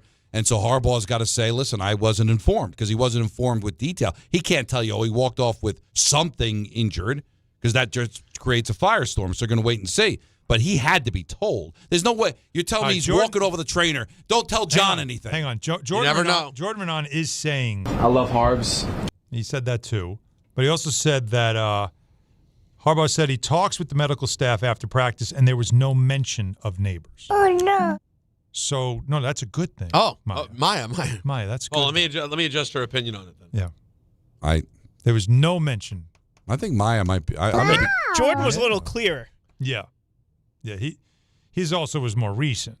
But so if the medical staff is not telling Harbaugh anything involving Nabers, the fact that he walked off and he was fine when he was doing route drills, it might not be anything. But I will say this in defense of Peter. Malik Nabers, who has been probably the topic of conversation the entire camp on whether he's going to be ready week 1 or not, walks off with a trainer with 20 minutes left to go in practice. You have to know as an organization it's going to become a thing. Somebody saw it and is going to say something. Yeah. So you don't want to go out there and go, well, it's news to me. I didn't know. Like you got to know that these guys are really good at what they do, and they're going to put 2 and 2 together. That if I see a guy that has been working his tail off to try to be ready, coming off an injury that cost him almost all of last year, to be ready for week 1, walking off 20 minutes early from practice with a trainer, I wouldn't be doing my job if I didn't ask about it. I would think the Giants would say, we better button up on this because somebody's going to ask about this. So it probably is nothing. That probably is the answer. And Duggan has the exact quote now from Harbaugh. I'll find out what's going on. I'm sure it's something with the trainers. There's no injury. We talk afterwards. We always get the injury report right after, and there was no talk about Malik that way. End quote. Well, so that means nothing rise to the level. That there was nothing to be concerned with, but he walked off. Who knows? I mean, he could be like, you know what? I got some bubbles. But Harbs is the kind of coach. If there was to be a coach who was so deep in whatever they were doing in practice that he'd be that they could miss something, it would be Harbaugh. But that's kind of what his deal is. I'm not getting on Duggan. He's got to do his job. But when he says Harbaugh said he didn't get an update after practice that the early departure was injury related, is different than what was just said there. Well, it's just a slight. It's just the wording makes it a little different. I know. He is saying the same thing. He is, but it leaves it up to like something's missing. All right, you said it. He didn't give an update that it was injury related. He didn't say it's not injury related. That one says it's not injury related. This one said he never said it was injury related. So, You know what can make you feel better? What's that? What would make you feel better? I know because I know what's coming up. But that's what I'm. Peter may not, so ask him. Putting it on a tee. A list? Oh yeah. I don't have a read. No, a list. No. I said a list. That's what I said. And that's what I had answered. He's still looking at me. I went. No, but you said a list, and then you were looking. I'm making sure. Ever there was a time for that drop. But why? But this is on Don, no? Yes. This is on you, Don. You're laughing. It was on you. He set it up. I went a list, and you just kept looking at me like I answered a list. Peter. I was taking it too literal. Like, asked and answered. Why are you asking me? I know what's coming up. Why don't you ask somebody that may not know? So ask Peter. So I went a list, and Don keeps going. But you kept looking down like that. Well, because the way you're looking at me is making you think I'm forgetting something. I'm The like, good news is I only have it reading. This was even better. If I had said list we broke, that's just good radio. We're just getting this started is great as a radio. show. This is only day 2, 3 for us. So No, they but we we're gotta work finding on ourselves, it. find our way. I think it's more 100. We'll get there. All right. The list is coming up Yes. next. Don Hahn and Rosenberg, ESPN New York. This is Carlin on ESPN New York. Dan Graziano, ESPN NFL insider, joining us. You were particularly high on the possibility of the Jets offense being much better this year. There's reason for Jets fans to believe they'll get more out of Geno Smith than the Raiders did. I think Garrett Wilson, Breece Hall, they have weapons. I don't think it's far-fetched to think that the Jets might have a kind of a cool offense. Chris Carlin, weekdays at 10 a.m. on ESPN New York and streaming live on YouTube.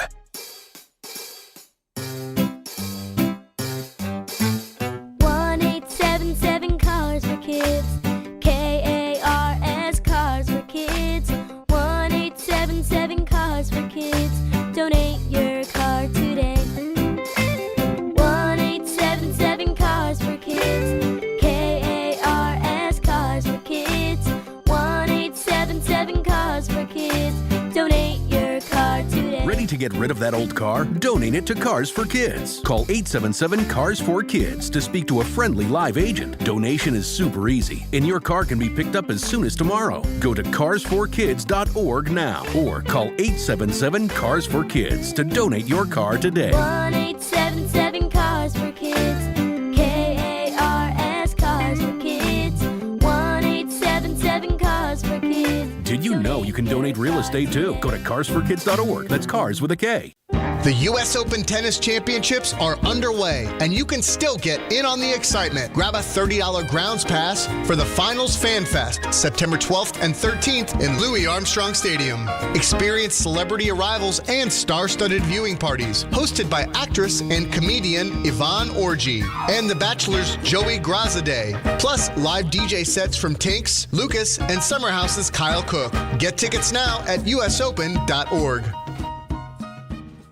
The IRS finally caught up with Louie. I hadn't paid my taxes in 8 years. I owed the IRS a lot of money. Louie was in deep trouble. We're going to take your house, put a lien on your bank account, garnish your pay. They don't care. They're going to take your paycheck. Louie found out about Optima Tax Relief, the leading tax resolution firm. A-plus rated by the Better Business Bureau, they've resolved over $3 billion for their clients. Optima Tax, they help me. They calm me down. They make me feel comfortable, and I trust them. Louie has a lot to be thankful for. I don't owe the IRS anymore, and I'm able to live a comfortable life, a lot better life. It was because of Optima Tax. For tax help you can trust, call Optima now for a free consultation. Take it from Louie. If you owe the IRS, don't go it alone. Give Optima Tax a call. They can help you. Call 800-480-6932. 800-480-6932. 800-480-6932. Optima Tax Relief. Testimonial from an actual client. Some restrictions apply. For complete details, please visit OptimaTaxRelief.com. Do you have trouble getting in and out of the bathtub? Are you afraid you'll slip and fall entering or exiting a tub? Safe Step walk-in tubs can transform your bathtub from an area of concern to a calming refuge. Call them today at 1-800-731-4558 and save $1,600. Safe Step walk-in tubs and showers are proudly made in Tennessee and offer an ultra-low step-in, avoiding that difficult climb over a traditional bathtub wall. They also offer a variety of therapeutic benefits that may help soothe your aching muscles and joints, increasing your mobility, boosting your energy, and improving your sleep. Safe Step walk-in tubs are designed to easily fit your existing tub space and are often installed in as little as one day. Just dial 1-800-731-4558 today to save $1,600 and receive a free shower package. That's 1-800-731-4558 for a free no-obligation consultation and to save $1,600. Safe Step walk-in tubs. Safety never felt so good. And now let's take a look at the traffic with Brandy Scott. Thanks so much, guys. We've got the Mets home later on tonight over in Queens, and it's a rough ride if you're heading that way on the Whitestone Expressway southbound, all because of a crash on the southbound Van Wyck right before the LIE. 2 lanes are out. FDNY is on the scene. Bumper to bumper there from right after the Queens-bound Whitestone Bridge. Yanks also home tonight in the Bronx using the inbound George, just about 20 to 30 for both the upper and lower decks from 80-95. Even better from the 4 and 46 approaches. Deegan's southbound already packed heading over to the stadium with a volume for the outbound. southbound George. Slow ride there from right after the Mosholu on down. Outbound Lincoln and Holland tunnels are running about 10 to 15 minutes each. This report is sponsored by Dell Technologies. Back to school starts now. Get long-lasting battery life on the Dell XPS laptop powered by Series 3 Intel Core so you can work from anywhere. Grab yours today. Visit Dell.com/deals. I'm Brandy Scott on 880 ESPN New York. Good Karma Sports is proud to be an equal opportunity employer, providing equal employment, development, and advancement opportunities to all teammates and applicants. To learn more about careers with Good Karma Sports, please send an email to talentacquisition@goodkarmasports.com. That's talentacquisition@goodkarmasports.com. You just made the list, buddy. This is The List with Don, Hahn, and Rosenberg. Brought to you by the Allure Group. Now time for The List, and it's brought to you by, as you just heard, the Allure Group. There's no really Allure. You can't it's not like there's no what do we say? Allure. Allure. That they might have a problem. Doesn't feel as good. In honor of the 25th anniversary, and don't forget, I'm going to be doing the show with Michael 1 to 3 on Thursday, September 3rd, the actual 25th anniversary of the radio station. I've been doing lists celebrating those 25 years. What do we got today? I worked on this one hard, and I can go a pretty long list, 25 years. Can. The top 5 moments that defined ESPN New York. Oh, my God. Defined? Now, Forget it. this is not, the helmet catch. No, this isn't sports moment. I'm thinking things that happened here. On the show. That defined what we are as a radio station today. That we made it through 25 years. That things would have been different had these things not happened. The significance of all of it. Any guesses? Any shot? I hope the debut of Hahn and Humpty is on this list because without it, well, you know what? I dragged You Rick thought about it. out of his basement, put him on the air, and he's become a star. You know what? You know, it's not a bad take.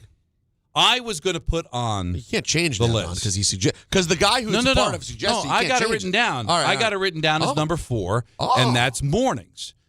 When we started in 2001, Mike and Mike really drove this radio station. Even financially, it drove our radio station because they had been on 1050 a year before we launched. And it was one of the biggest shows in the country at the time, Mike and Mike in the morning. But as time went on, and especially after Mike and Mike broke up, we worked our tail off to convince the network to allow us to have a morning show. To have a local morning show and have a local afternoon show was such a major coup for us. Yep. Had to have local in both drive times.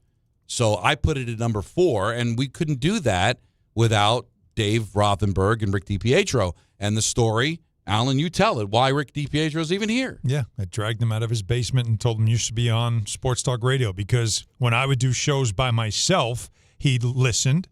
And he would text me all the time his takes on things. And I finally was like, dude, call.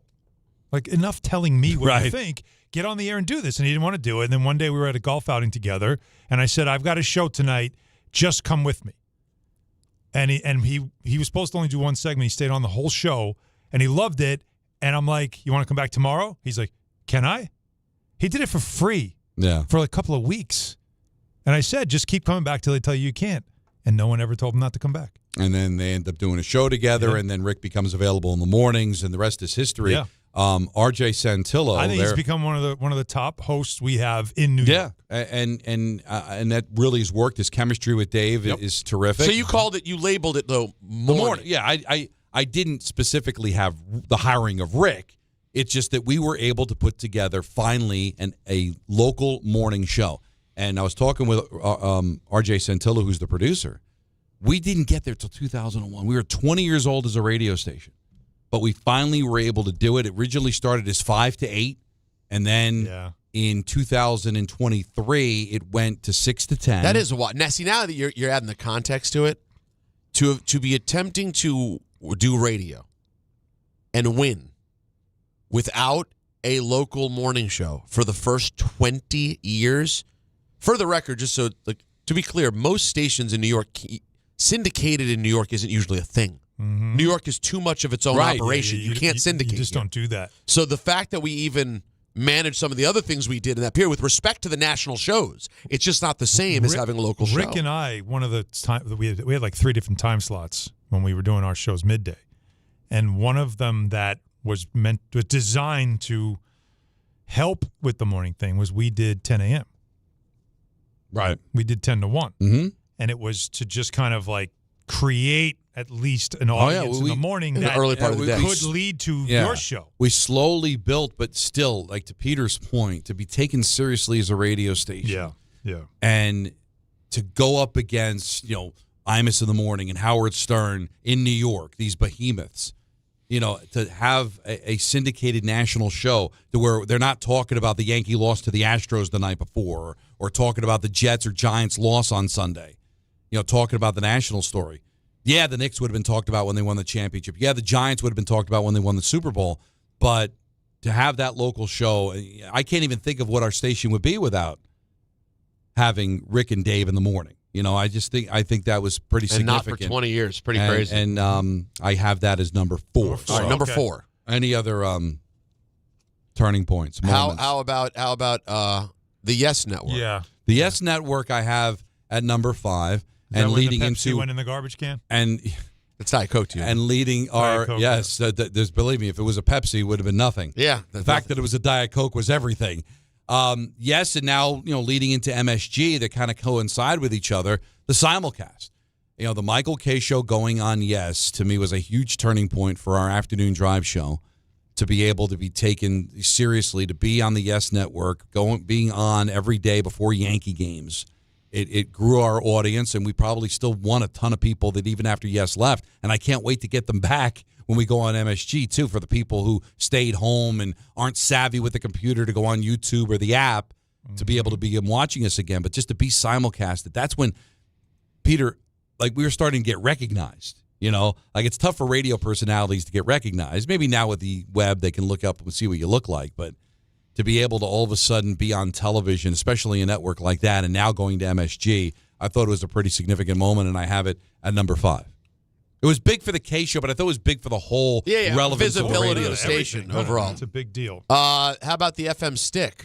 Oh, Peter. Now we're on the same vibe. I think it's number 1. You touched a nerve. Because we would not be here today if we stayed on 1050. And that's no shade at 1050, but the signal was not that great. We were able to go and to 880 AM because we were able to establish ourselves by how much we grew going to the FM stick. Going to 98.7 elevated the listenership, made us a destination.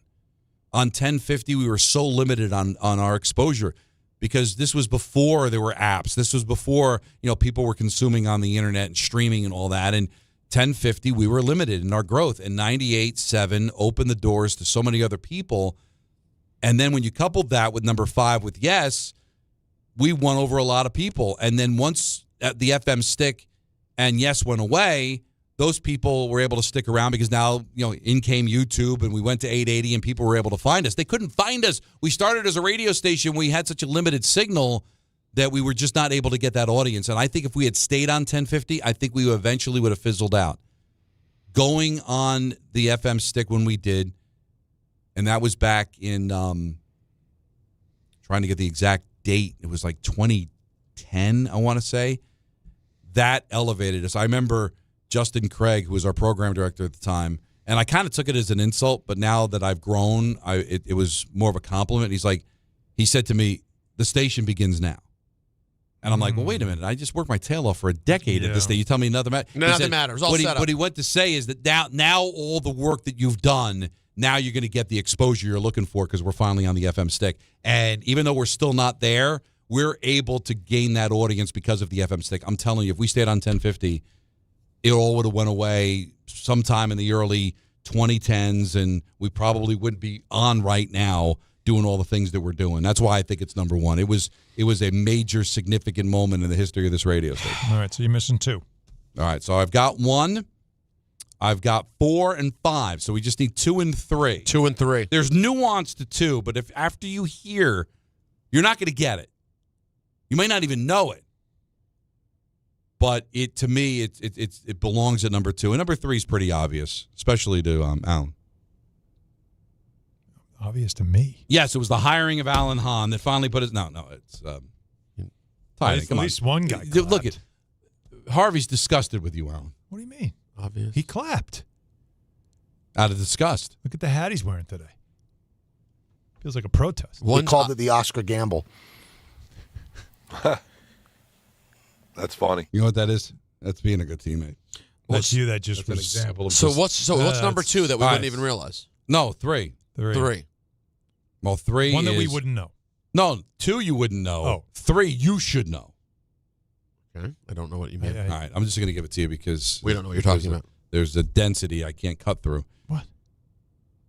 Signing up with MSG, Knicks, Rangers. Come on. That was big time. Landing Big them time to be as- able to have that daily I programming didn't from even think. October to April. And we don't have last year. Come on. It hits completely different if we're celebrating a Knicks championship that the fans airing. I wasn't even thinking or of Q104 is that type of thing. airing. Yeah. Right? That's a great point. Yeah. Rangers run in 2014. And listen, I'm last 4 not years. doing Devil games if it wasn't for that because I don't think I'd be getting a chance to do Ranger games if we didn't have the relationship with MSG.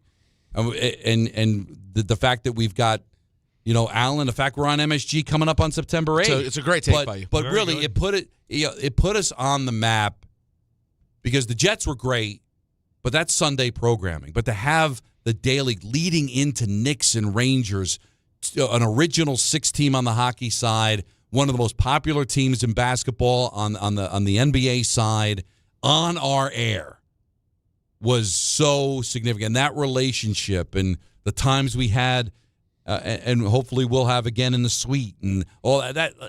It's number 3. It is That's a big deal. significant. Our relationship was and this really year good it with really. But this has been a big year for that. Yeah. In fact, the last 3 months has been a really huge deal for that. Yeah, and just I still think there's more to come. Oh, You think about the start of this coming season is going to be a huge bump. But Peter, I I just explained we made that deal with MSG when we were still on 1050. So I just told you the limitations we had being on 1050 with the signal. Right. But to be able to land the Knicks and the Rangers and what came, the promotion inside the building, the promotion on the MSG network, that was such a help to us. And then to get on the FM stick, that just was the cherry on top. But the relationship with MSG really, really put us on the map. I thought that was a pretty significant moment. And the number 2 one, I'm just going to say it because it changed everything. And a lot of people maybe don't know the story. So much so that I'm going to tease it. So the Allure Group, hang in there. Whoa! Because I we've don't never seen anything want like to this rush before. through a list me announcing in the middle of the list this because there's nuance and it's a story and I don't want to rush it and I hope the other guys on the other side of the glass appreciate my clock integrity. Number 2, coming up, Don Hahn and Rosenberg, ESPN New York. When care matters most, experience matters more.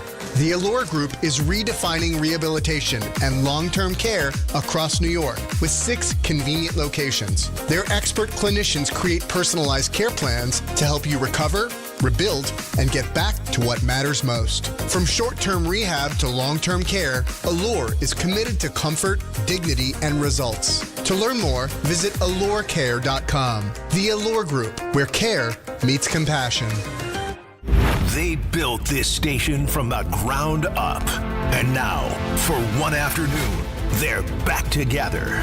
Michael Kay and Don LaGreca, the 2 longest tenured voices in ESPN New York history, reunite for a special 2-hour broadcast celebrating 25 years of ESPN New York.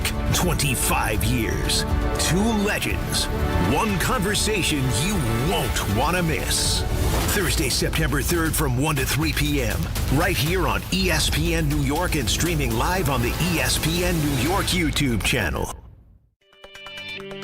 When you manage an active facility, disruption is not an option. Tricon Construction specializes in healthcare, commercial, and industrial environments where work needs to happen without shutting operations down. That takes detailed planning, clear communication, and safe, disciplined execution. Because when patients are inside, tenants are working, or production has to keep moving, every decision matters. Tricon understands how to work around your business professionally, safely, and efficiently. For complex work inside active facilities, choose Tricon Construction. Visit triconbuilds.com. That's triconbuilds.com. You're in charge of ordering boxes. Small boxes, big boxes, really big boxes. You're in charge of tape, labels, mailers, bubble wrap, extra bubble wrap, just for fun. You're in charge of warehouse cleaning and safety supplies. Good thing there's Uline. Thousands of quality products for your business and warehouse needs, always in stock, ready to ship same day, and backed by Uline's legendary 24/7 customer service. Uline makes it easy because you already do enough.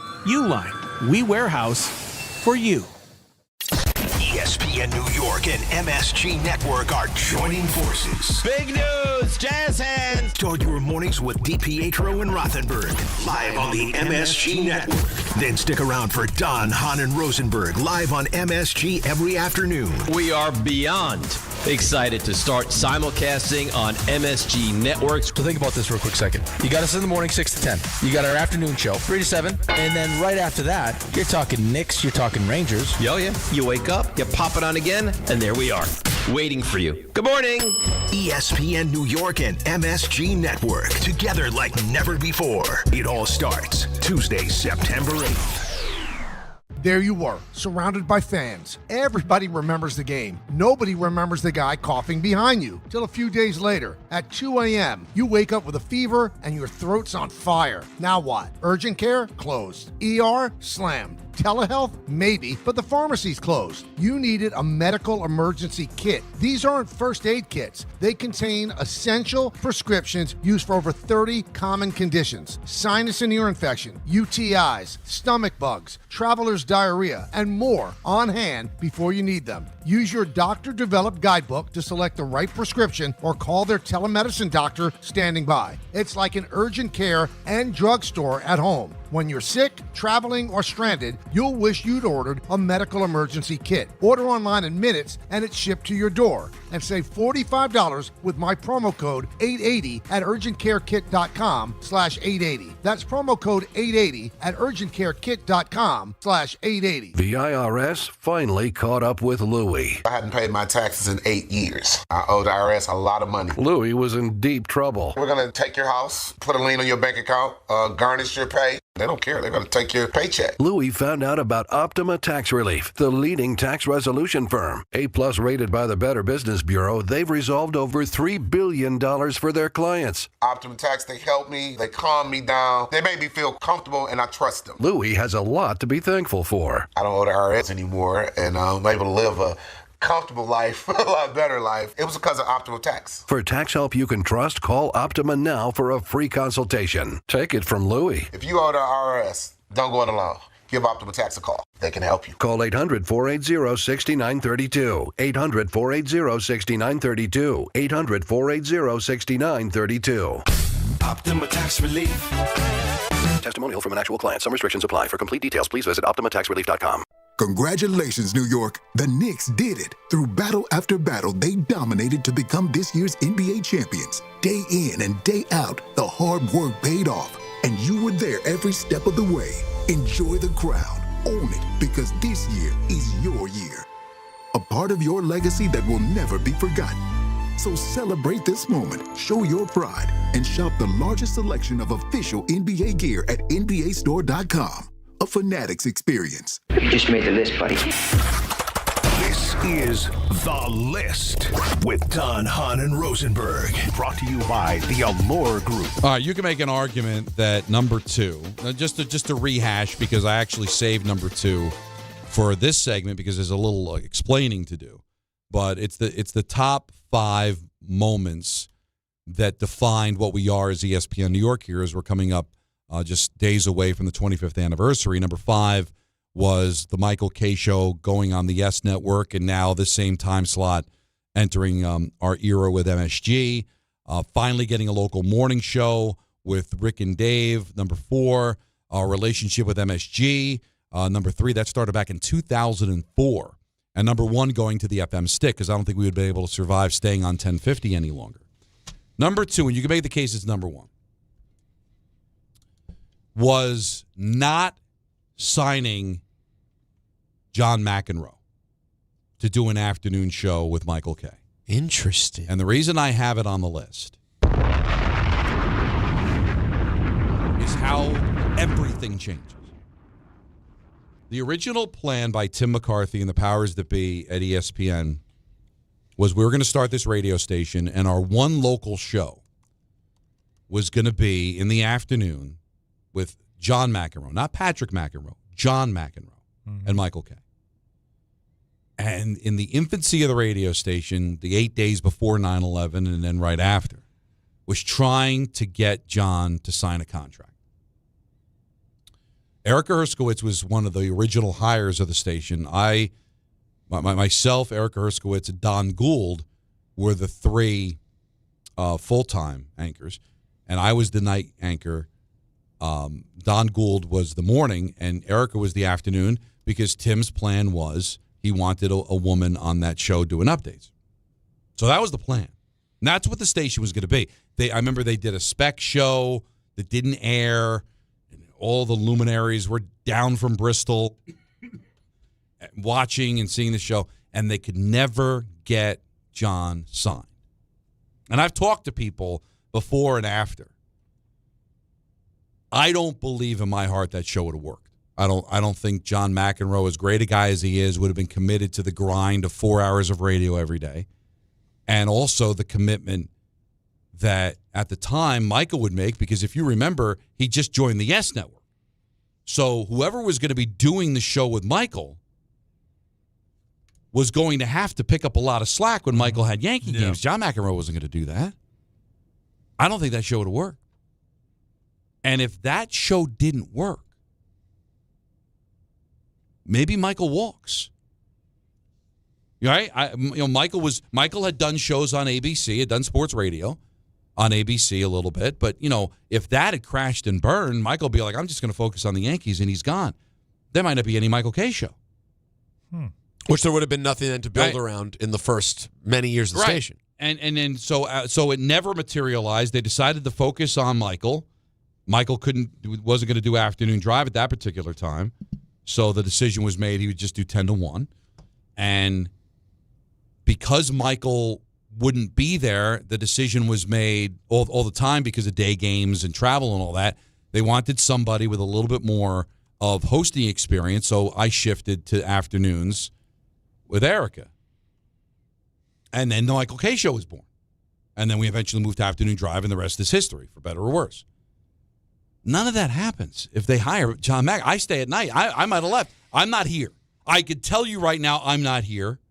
Michael may not be here unless the show worked. And if the show worked, who knows what direction ESPN New York would have been. Yeah. Maybe it'd be better, maybe it'd be worse. Everything. You're not here. It's Peter's a not turning here. point moment. It's a critical turning point moment. Everything that happened was because John didn't sign. Right. If they had invested money, Alan, in John McEnroe, he wouldn't have come for free. Right. You think that there would have been room to add more local shows, or would the focus have just been on that show and everything around it? I also wonder, how do you think he would have been? Because he hasn't done it since. It's not like he never did it. Right. So I mean, it's not like he ever. All right, that didn't work out, but he ended up going somewhere else, and he did great. He's a really good tennis analyst.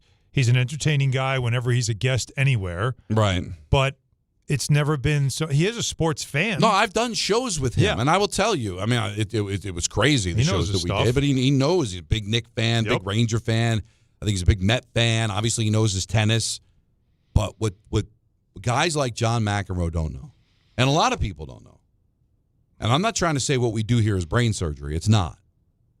But if you're not all in, this will eat you alive. 4 hours of radio, it's not just showing up and just being John McEnroe and telling stories and all that. That'll get you through the first couple of weeks, but then eventually, there's a lot of work that goes into it. You got to be completely 100% committed. That's a very interesting and good take. Sometimes it's Sometimes it's the thing that doesn't happen. Right. That is the biggest thing. Well, it once again is the domino effect of all these things, right? And so the domino effect of not going in that direction led to this. And you make one change in history, then sometimes you could say, well, none of us are here now. And also, the fact that it was an athlete and it didn't end up happening when we know that there's a fascination with the athlete. We got to get the athlete on ESPN, here. Yes, especially. we got to get the athlete on. Yeah. And it ended up not happening. It really is the opposite. Is what I thought for a while what separated us from the other station is that we have people who actually, like boots on the ground thing, who've been in the room. Like think about it. Every show there's somebody that's been in the room, that's done something at the professional level in or around these sports that has that kind of firsthand experience that isn't typical a lot of times of a lot of different sports talk places. And it doesn't always work when you have people like that. And sometimes it does, and you got to be committed. That's why I have a lot of respect for Rick DiPietro. I have a lot of respect for Boomer Esiason. I have a lot of respect for Tiki Barber, guys that have been able to go into sports radio and stick and do well. Mm-hmm. Because there's a lot of former athletes that think I just got to show up, tell some stories, and just be me. Mm-hmm. And then, all right, that gets you through the first segment, and you look up at the clock and go, I got 12 more of these I got to do. And yeah, they would have hooked them up with a professional like Michael Kay. But again, Michael Kay couldn't be fully committed. Even doing 10-1, there were day games he couldn't be there. Times he got stuck and had to travel, do shows from the road. And that always put a lot more pressure on whoever was doing a show with Michael. A lot of times me, would John be able to handle that? Mm-hmm. And again, I like John. I've done shows with John. He's terrific. But to build a radio station around him, I believe, and I thought at the time, would have been a huge mistake. And the whole thing could have blown up. Well, and I think you can trace it all the way back to your success here. I'm telling you, a seminal I'm not moment here, for you. because I stay on at night doing my updates. Yeah. And your little yo-yo updates. And I'm sure at some point I might have gone back to the Fan because I wanted to host, and I don't know if that opportunity would have presented itself if they were all focused there. And then I got moved on with Michael, and I credit Michael, and we'll do that show coming up Thursday from 1 to 3, and we'll probably talk about how, if Michael had your typical superstar ego, maybe I never get a chance to do any of that. But none of this happens. There's no Wally and the Keeg. There's no nothing. It would have just all been focused there.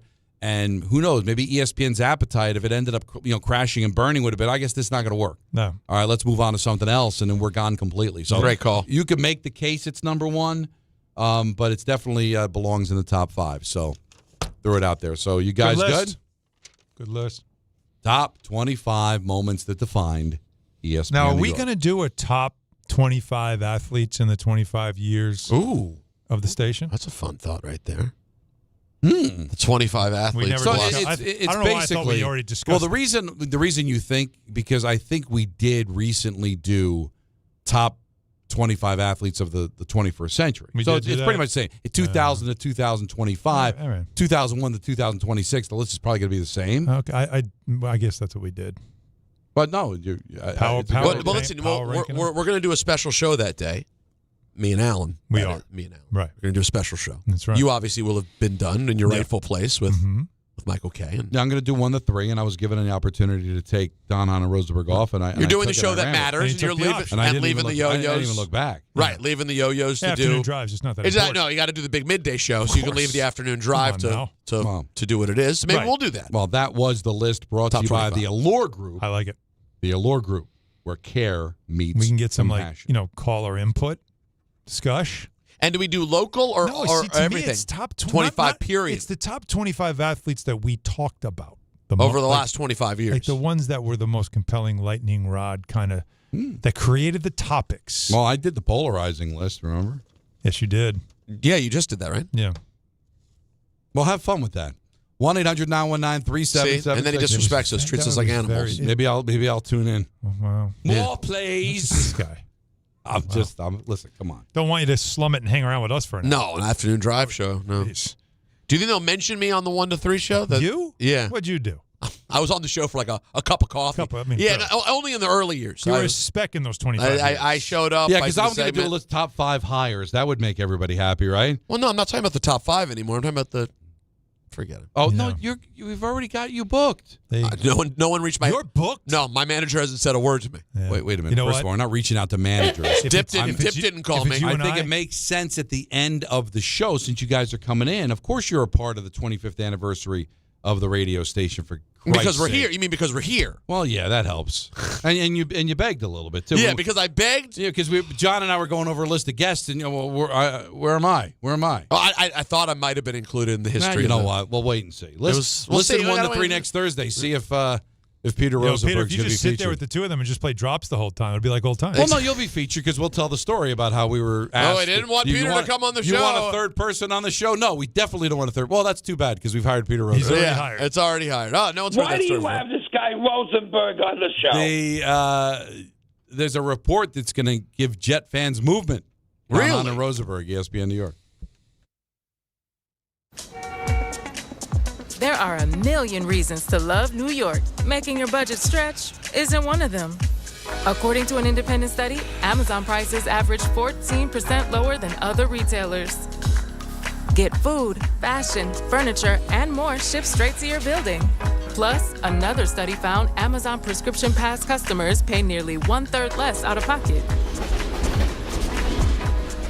Learn more at aboutamazon.com.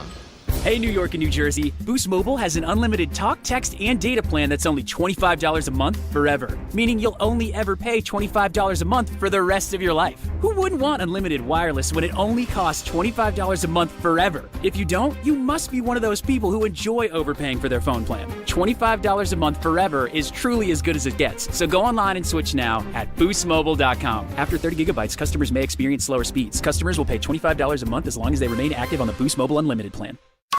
ESPN New York is your home for the world champion New York Knicks. WHSQ and WCBS-FM HD2, New York.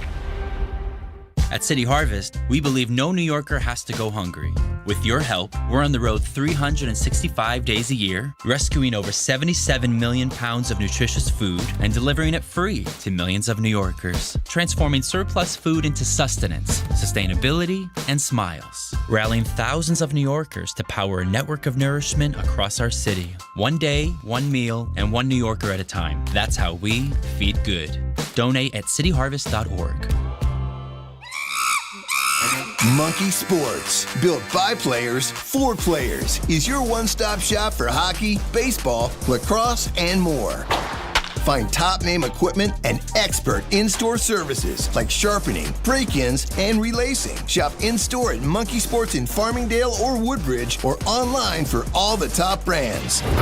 Whatever your sports, Monkey Sports gets you game ready fast. Monkey Sports, where athletes shop.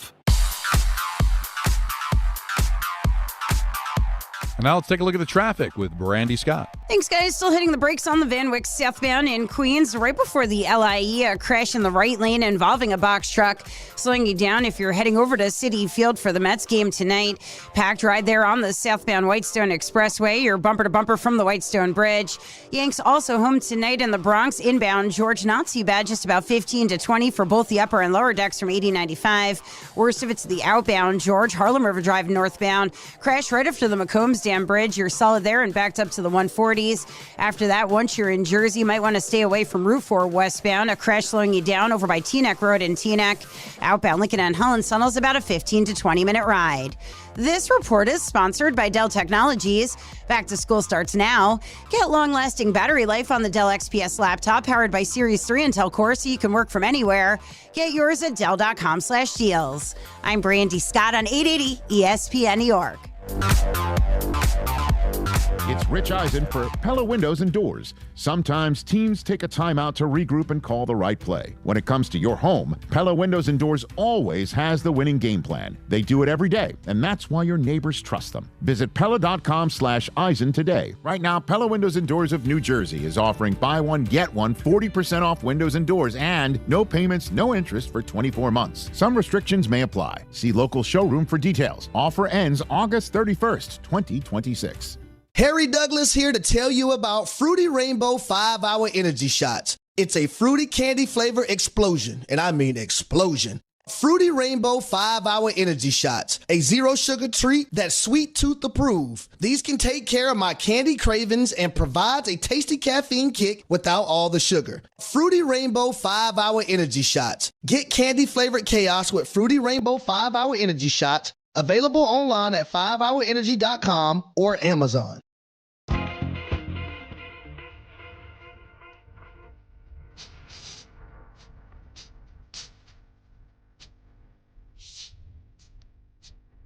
.503 in the big city. Don, Hahn, and Rosenberg with you until 6:30. At that time, we'll pass along to the Mets and the Brewers. Quite the moment for the Mets last night. So it's so typical Mets. I don't even know if you guys know this, because I can understand you not being on the Mets. They're out of it. They had a nice win in extra innings. Yes. Over the Brewers. Great play. A errant throw home wins the game. Lindor had a big day. Mm-hmm. So it's the bottom of the ninth inning. Bases loaded, 2 outs. Scorching line drive to Lindor. Okay. Diving play. Yeah. Just as Lindor is reaching for the ball, SNY cuts off. Oh, my God. And then they come back after, they're leaving the field. It was just a technical glitch. And it was I guess, in the truck because no one saw it. It was like a big moment in the game. And it was like Sopranos. Just went black. Like, well, what happened? I don't get it. It's so typical 2026 Mets, right? Crazy. Even in the good moments. Can't see it. Did Yan do a split? He was pumped, and rightly so. He kind of pumped his chest. You know when you punch your chest, like you throw your arm out, like boom. Yeah. He was doing that. Guy's gonna just tear his rotator cuff celebrating. Listen, have at it. It's when you're jumping up and down on a strike that ends up being overturned to a ball, and then you give up the game-winning home run. That's when it hurts. That was quite a moment. But the kid, I'll tell you what, the kid's got a lot of joy. Right? He's got a lot of enthusiasm. He's probably right now out of his mind, like, I'm here, I'm back, that whole thing. It's a cool story. So that I've never seen have that, fun. Though. Just don't wear canary yellow and an off blue color on your arm while you're playing. Then at least you won't be sick. Then you're going to hear my wrath. I'm watching this right now. I've never seen that before. But they cut out on a huge moment in the ninth inning, bases loaded. No, it happens. The ball's entering his glove. It happens to everybody. In the top of the second inning, on a foul back to the screen, you lose it for a second. Yeah. Anybody else? Mm-hmm. If it happened to the Yankees it would have been during a pop out during God in the Bless top America. of the third. This happens in the most important part of the game, for whatever it's worth. But it was just kind of interesting. But the Mets have put together an interesting. They have been entertained. Pretty. They've been entertaining. Kid can pitch. But you're still 13 games under 500, and your season's going nowhere. But if you're a fan, you have been entertained. How far out of the third wild card are they? They're still far. Remember we said it's got to be like what? Well, they're still 13 back, and last week they were 12 back, and they were still 13 back of. No, they're 13 under. Oh, 13 under. So they're going to be at 10 and a half back. Remember, I said the number was under 6. 10 in the loss. You had to get to 6, 7. I think under 6 going into September. No. It's not going to happen. Of course. But but there are people. Who's these people? I'm one of these people. You're these people. It's hard because I do a talk show, so I got to pay attention to the Yankees. But 13-year-old Don LaGreca would be sitting there watching all these games because I'd be a Met fan, and it's the summer, and I can watch the games. Don't have any homework or anything, and I wouldn't be thinking about World Series or making the playoffs or how many games out of whatever. I'd be watching, just watching my favorite team play and happy they won. Okay. There are people like that, Not everybody is all hung up on where you are in the standings and all that stuff. Some people are they enjoy their team and they still watch their team. I mean, yeah, the ratings are going to be down when your team's out of it. And this goes for the Knicks too. When they were winning, 20 games a year. Oh yeah, you still got people watching because they're Knicks fans and they want to see the team play. It's true. And there's people that hate watch, and those are people that need to see someone and have a conversation. It used to blow my mind in April of a lost season to see a sellout and people cheering, you know what I mean? A little an 8-0 run, place is rocking, and you just. This season's not going anywhere. But that's when you're playing for your true diehards. Right. And those are the ones that you should treat well. Yeah, Those are the ones you should really go out of your way to care about. And what it sounds like at Citi Field, they are doing that for a lot of those fans that are at games. It's been you were talking about your experience there, right? Mm-hmm. How very gracious a lot of the workers there were for the fans. So that's good. Smart thing to do. No, because I was thinking about it while I was watching the game, all right? And listen, I'm there because, Marco and Jalen don't know any better. They're happy to be at a game. Yep. And I know they're out of it, and the building's half full against the Nationals on a Sunday, that it would be full if the team was good. So I don't know what the announced crowd was. Say it was 20,000 people.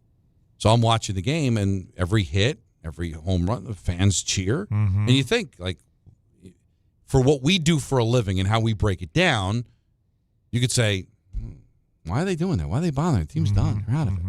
Move on to something else.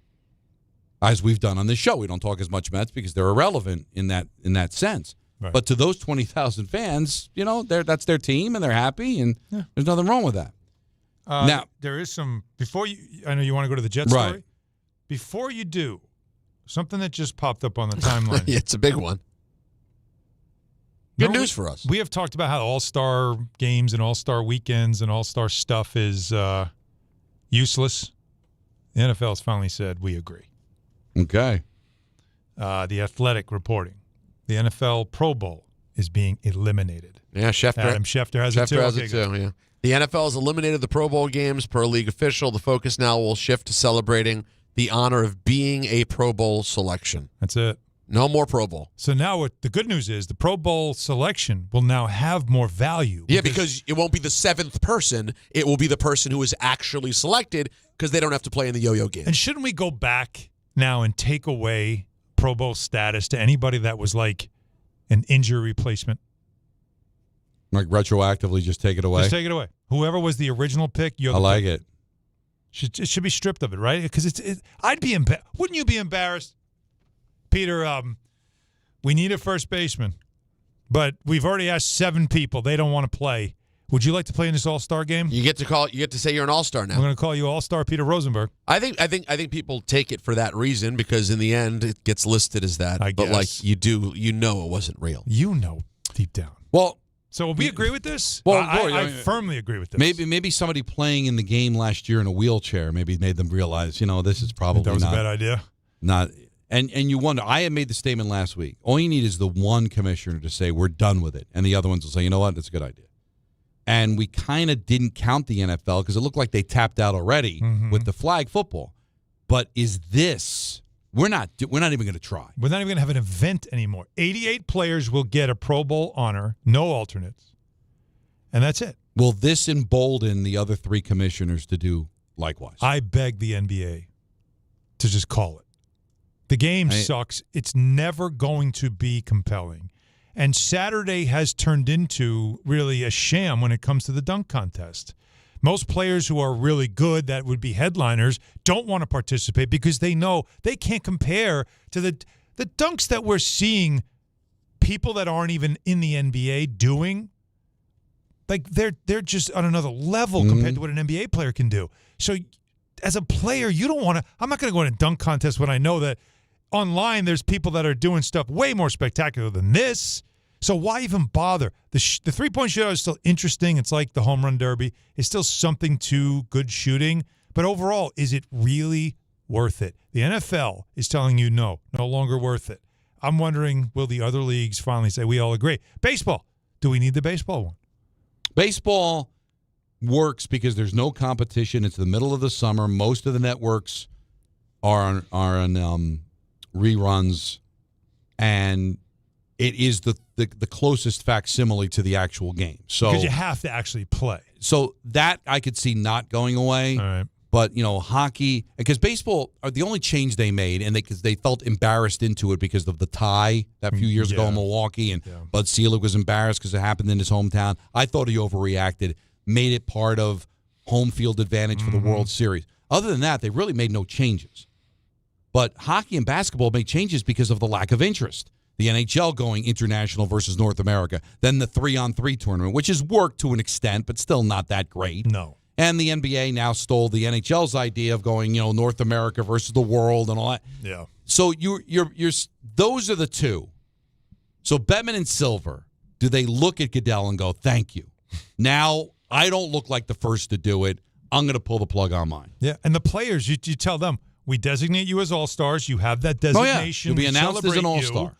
But now instead of having to go to one location for a weekend, I've told you guys this because I remember Kat was talking about his weekend to me. They played a game, left the next day, went to the all-star thing, had to do media a couple of times, a couple of charity events, right, appearances. Then you have to be at Saturday. Then you got to do the game Sunday. You leave that night just to get 2-3 days of warm weather and relaxation, but because I got to get back in practice while everybody else has had a week off. And the NHL. And I don't get to catch my breath. The NHL, I don't know if the NBA has done this, but the NHL has done this, where if you don't go to the All-Star game and you don't have an injury, then you're suspended for the first game coming back. Yeah. Can't play. Because guys if you were don't doing go as that. a player, you mean. Right. Guys were faking injuries. And it's it's right there in front of their face. But can I just say that? Time. But the one to do it is the league that's doing it. Yes. Because that was the worst of them all. Well, because it's never made sense. You cannot play football if it doesn't count. It can't be an exhibition. Basketball, it's a choice the players have made. But because the league survived for decades with them going hard in the All-Star game, and I don't remember seasons ending with injury. People played the game. They were fine. Absolutely right. So football's the only one that truly has a kick coming in terms of doing it. It's on everybody. And that's why it's not going to happen. Here's the two reasons it's not going to happen. Number one, because it was obvious the changes that the NFL made. The other sports look at the All-Star game, as ridiculous as it is to people on the outside. That's their Super Bowl. That's where they get to bring all the sponsors to that city, money, fans, money. The NFL doesn't need a Pro Bowl because they've got their Super Bowl. Yeah. So for that week off with the Radio Row and they bring everybody, they can do in the NFL for their Super Bowl what the other sports do in their All-Star game. So ultimately, that's probably why they don't get rid of it.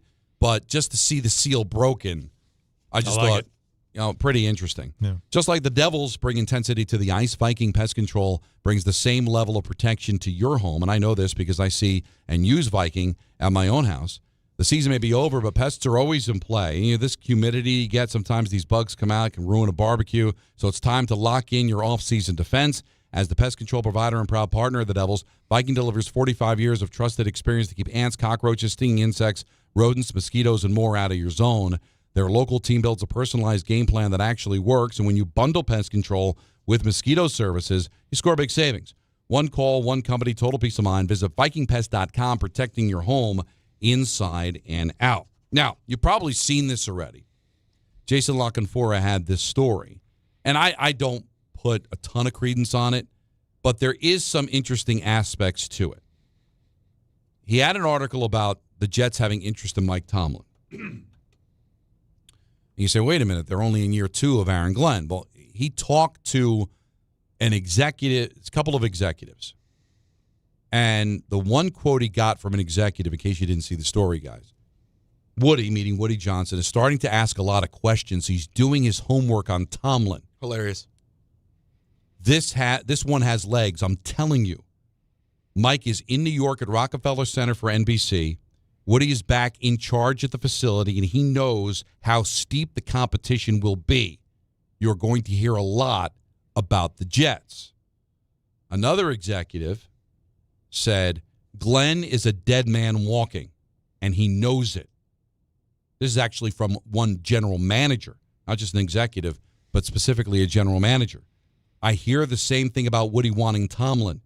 It makes complete sense. Money won't be an object. That's where I stop and pause. Wink Martindale is not the defensive coordinator of the Jets because Woody didn't want to spend the money on him. It's like, I'm spending all this money on Glenn. You call the plays. You be the defensive guy. Because he wanted to save a buck.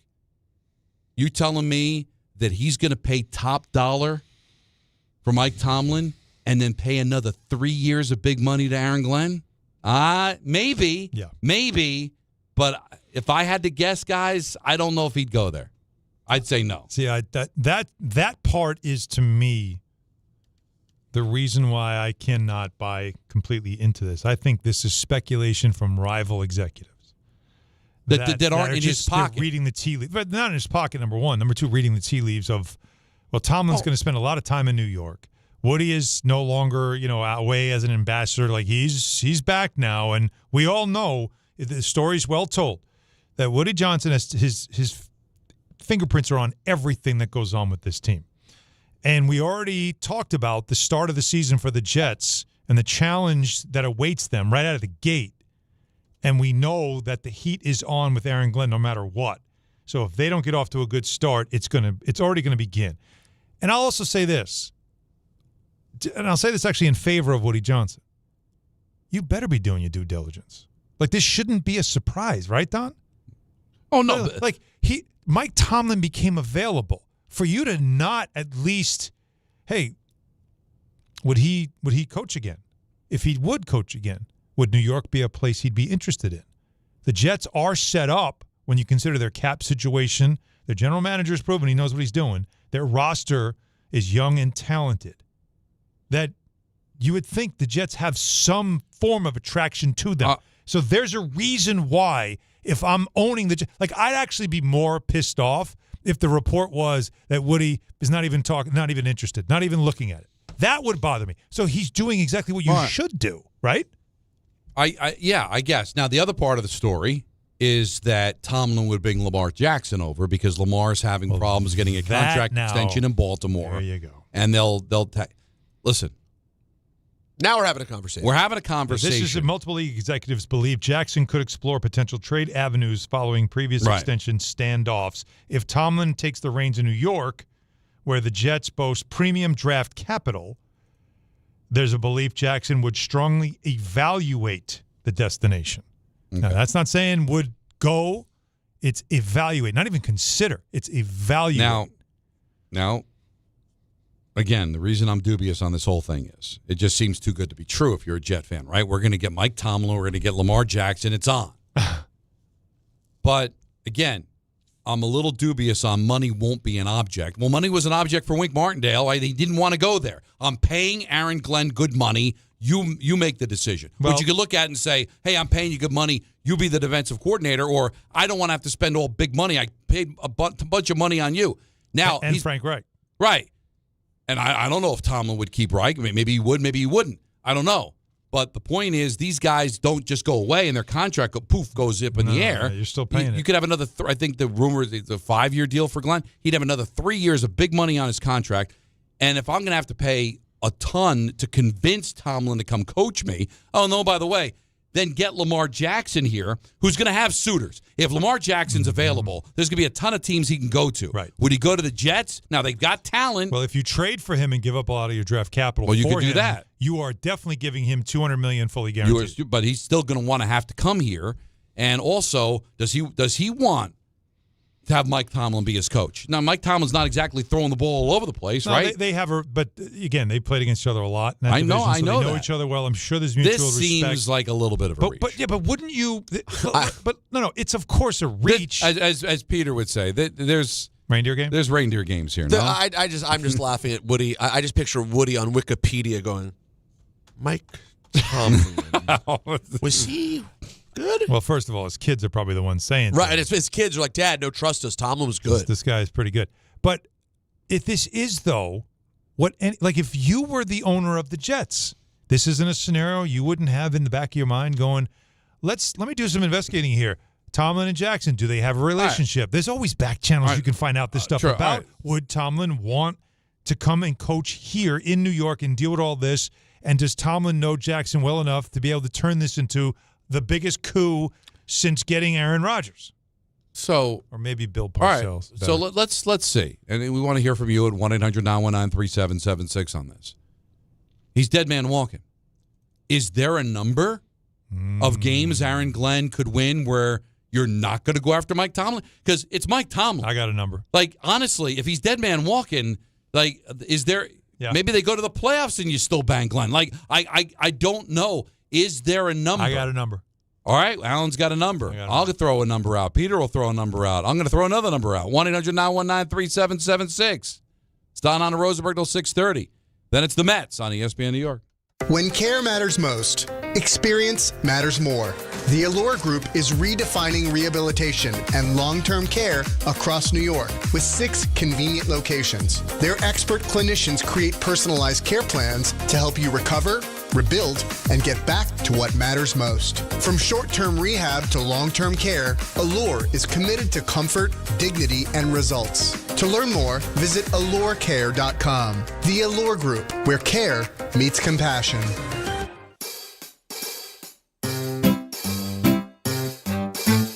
1-877 Cars for Kids. KARS Cars for Kids. 1-877 Cars for Kids. Donate your car today. 1-877 Cars for Kids. KARS Cars for Kids. 1-877 Cars for Kids. Donate your car today. Ready to get rid of that old car? Donate it to Cars for Kids. Call 877-CARS-4-KIDS to speak to a friendly live agent. Donation is super easy, and your car can be picked up as soon as tomorrow. Go to cars4kids.org now or call 877-CARS-4-KIDS to donate your car today. 1-877 Cars for Kids. KARS Cars for Kids. 1-877 Cars for Kids. Did you know you can donate real estate too? Go to cars4kids.org. That's cars with a K. This is the Michael K. Show. You hear people saying, that's why Yankees should have got a reliever. Well, they tried. Everybody wanted George Lombard Jr., one of their top prospects. Would you have wanted to give up George Lombard Jr.? Oh, they should have gotten Mason Miller. Not available. They should have got Morajan. Not available. They did try. They knew they needed another arm in the bullpen, but you can't bankrupt your system to get another arm in the bullpen. The Michael K. Show, weekdays at 1 on ESPN New York and streaming live on YouTube. Presented by the Parisman Firm. Right now, police are stepping up patrols to make sure drivers and pedestrians obey our crosswalk laws. Why? Because every year in New York, people are injured or killed just crossing the street. So remember, pedestrians, obey traffic signals and use crosswalks. And drivers, yield to pedestrians in crosswalks. If you don't, we will educate you on the law, and you may get a ticket, because tickets get attention, and that saves lives. A message from the Governor's Traffic Safety Committee. Hey Yankees and Knicks fans, come out to Yankee Stadium on Friday, September 25th, and be ready to receive a very special giveaway. It's Josh Hart Yankees Bobblehead Night, presented by Delta Airlines. The first 18,000 guests will receive a Josh Hart Yankees bobblehead. Again, don't miss Josh Hart Yankees Bobblehead Night, presented by Delta Airlines, when the Yankees face the Orioles on Friday, September 25th. For tickets, log on to yankees.com/tickets. If you've been injured in an accident that wasn't your fault, then you need a lawyer who knows New York's unique personal injury and workers' compensation laws. At the Parisman Firm, they have decades of experience handling all types of accident cases and a proven track record of delivering huge results. Their team has already recovered nearly $1 billion for injured New Yorkers. From construction to car accidents and slips and falls, they've got you covered. Call the Parisman Firm now at 718-WORKERS, where your case is their cause. Get the justice you deserve today. And now let's take a look at the traffic with Brandy Scott. Thanks so much, guys. No relief on the Van Wyck southbound in Queens. Still have this crash right before the LIE in the right lane. Involves a box truck. Been out there for almost an hour, and we've got the Mets home tonight over at Citi Field. Backing you up on the southbound Whitestone Expressway. You're solid there from the Whitestone Bridge. Yanks home tonight in the Bronx using the inbound George. Just about 15 to 20 for both the upper and lower decks from 80-95. Even better from the 4 and 46 approaches. Not an easy ride heading over to the outbound George on the West Side Highway northbound. Broken down car with its hood up in the right lane over by 125th. That is you solid from the 79th Street Boat Basin. Outbound Lincoln and Holland Tunnels just about 15 to 20 minutes each. This report is sponsored by Dell Technologies. Back to school starts now. Get long-lasting battery life on the Dell XPS laptop powered by Series 3 Intel Core so you can work from anywhere. Grab yours at Dell.com/deals. I'm Brandy Scott on 880 ESPN New York.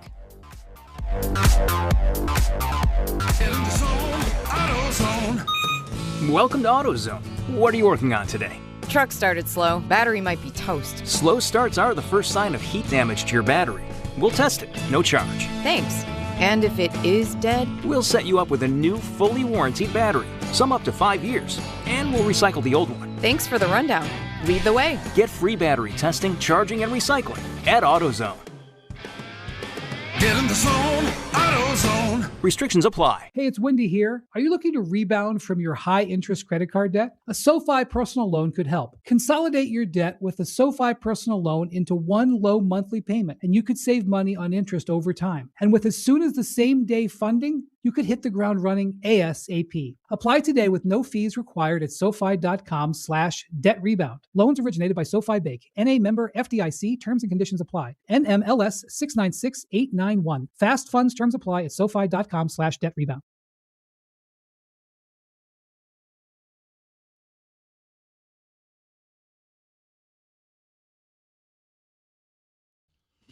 Lodi, New Jersey, are you ready?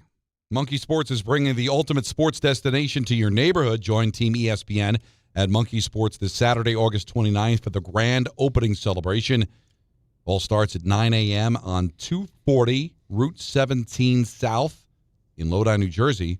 Meet brand experts, check out the latest sports gear, and win ESPN swag. Whether you're a player, parent, coach, or fan, there's something for everyone at Monkey Sports. Don't miss the biggest grand opening of the year, Monkey Sports in Lodi, New Jersey.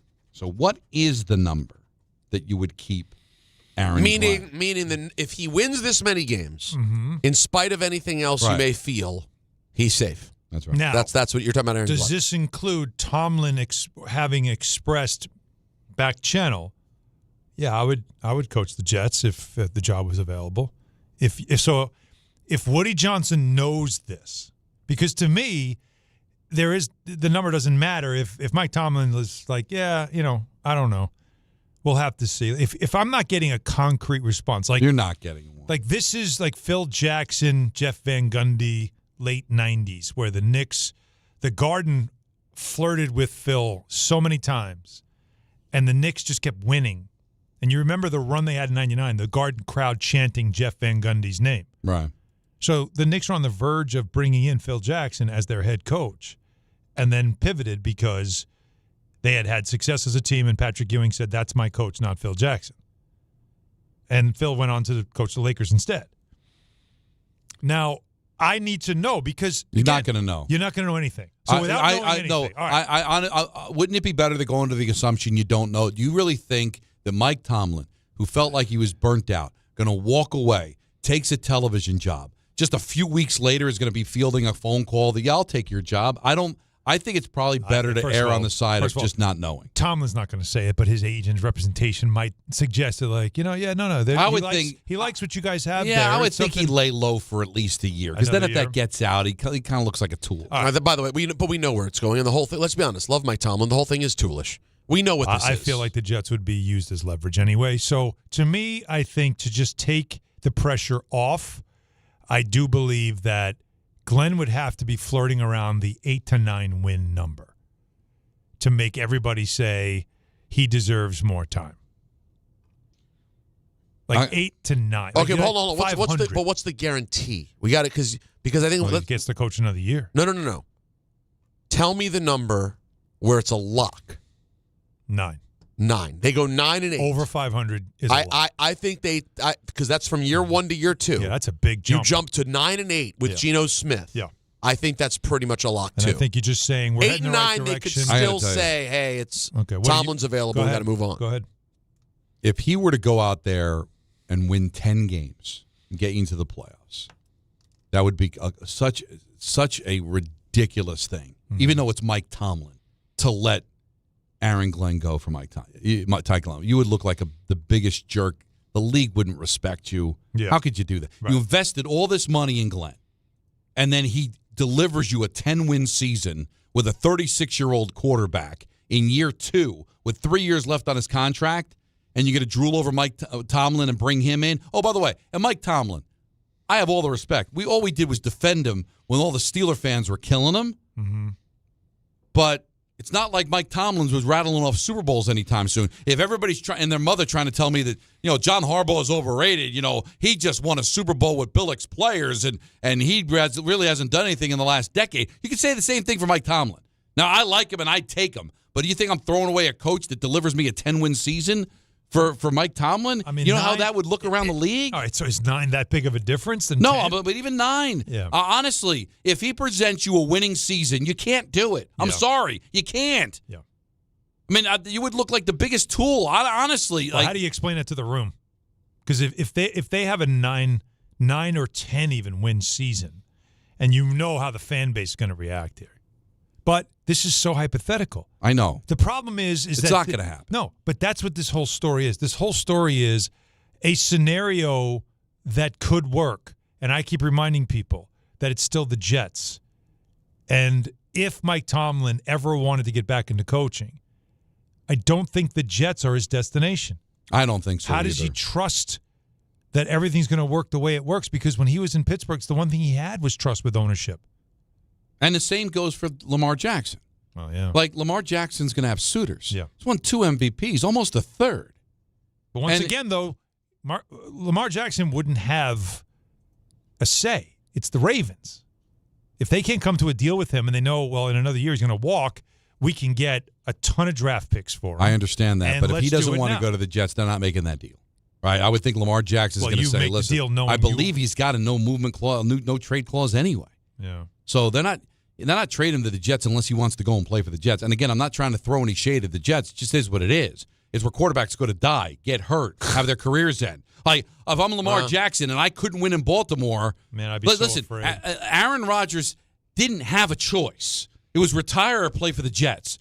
Brett Favre didn't have a choice. It was either retire, go play for the Jets for a year, and then go run to Minnesota. Yeah. Like, again, that's just the way that it is, man. Gino nearly died in Las Vegas, and now he's like, yeah, one last shot. Yeah. All right, take so me back. you are not a destination when you've got one winning season in 15 years. You're not a destination when no credible coaching candidates wanted to interview, and you reached out and asked that's them. why you gave Glenn the money that you gave him, And because he wouldn't have taken a job. Well, he would have he just went back to Detroit. He also had Bill Parcells, and that helped to have Bill Parcells. But the quote I don't like is from one of a general manager that said, Glenn is a dead man walking and he knows it. I don't believe that. I think that is opinion. And he knows it is your opinion. I don't think that's I don't think Aaron Glenn is thinking I'm a dead man walking. I think Aaron Glenn is thinking I've got to get this thing turned around. He already knows he's on a hot seat. But I don't think he's thinking in his mind like I'm a dead man walking means you already know you don't have a job. It's the Astros manager. He already knows I'm not coming back. I don't think Glenn is operating this way. I just think that you start to get really in a bad position if you are flirting with Mike Tomlin and looking at Aaron Glenn going, this guy's not going to make it. I'm already starting to look for another coach. If that's the case, just fire him. Well, year one, though, told you that, didn't it? Well, then fire him. Well, you can't fire him after 1 year because he just changed the coaching staff. So you give him a chance to, okay, you screwed up in your first year as a rookie head coach. Let's see if you can adjust the right way and get it in the right direction. But you got to button it up. You can't, unless these executives are just guessing. Like there can't be information out there. Feels like a bit of a. And listen, I give Woody credit. He built a tremendous facility in Florham Park. All right, it's not been for a lack of spending, but he didn't spend on Wink Martindale because of how much money he's paying Aaron Glenn. But you're going to spend on a guy like Mike. You're going to spend on Tom. And on top of it, still have to pay good money to Aaron Glenn for the next 3 years. To get him to walk, right. Don't forget, they also got and I say this respectfully, discount starting quarterback too. Yes, for now. This is for now. Yeah. They said for the next year, we're going to. They are, look, if you take the name Jets. They got Gino at Marshall's. You could still find good things at Marshall's. Kohl's, yeah. Or Kohl's, but you're getting a discount. But if you remove Jets from the roster, above the roster, and you just looked at the roster, you would say, considering the cap space that's coming and all that stuff, that this seems like a place that would be exactly where you'd want to go. Ready-made to make a jump. I don't disagree. But unfortunately, Jets is attached, and Woody is attached to it with his history. You can't remove it. How it again, works. Parcells came with Leon Hess. Parcells came in knowing that I'm going to be in charge, that this guy's not going to meddle. I've got this. And he knew New York really well, and he was comfortable with it. And the thing, as much as you may be surprised by this, because it wasn't like Leon Hess had a sterling reputation for winning, but Parcells respected Leon Hess. Yes.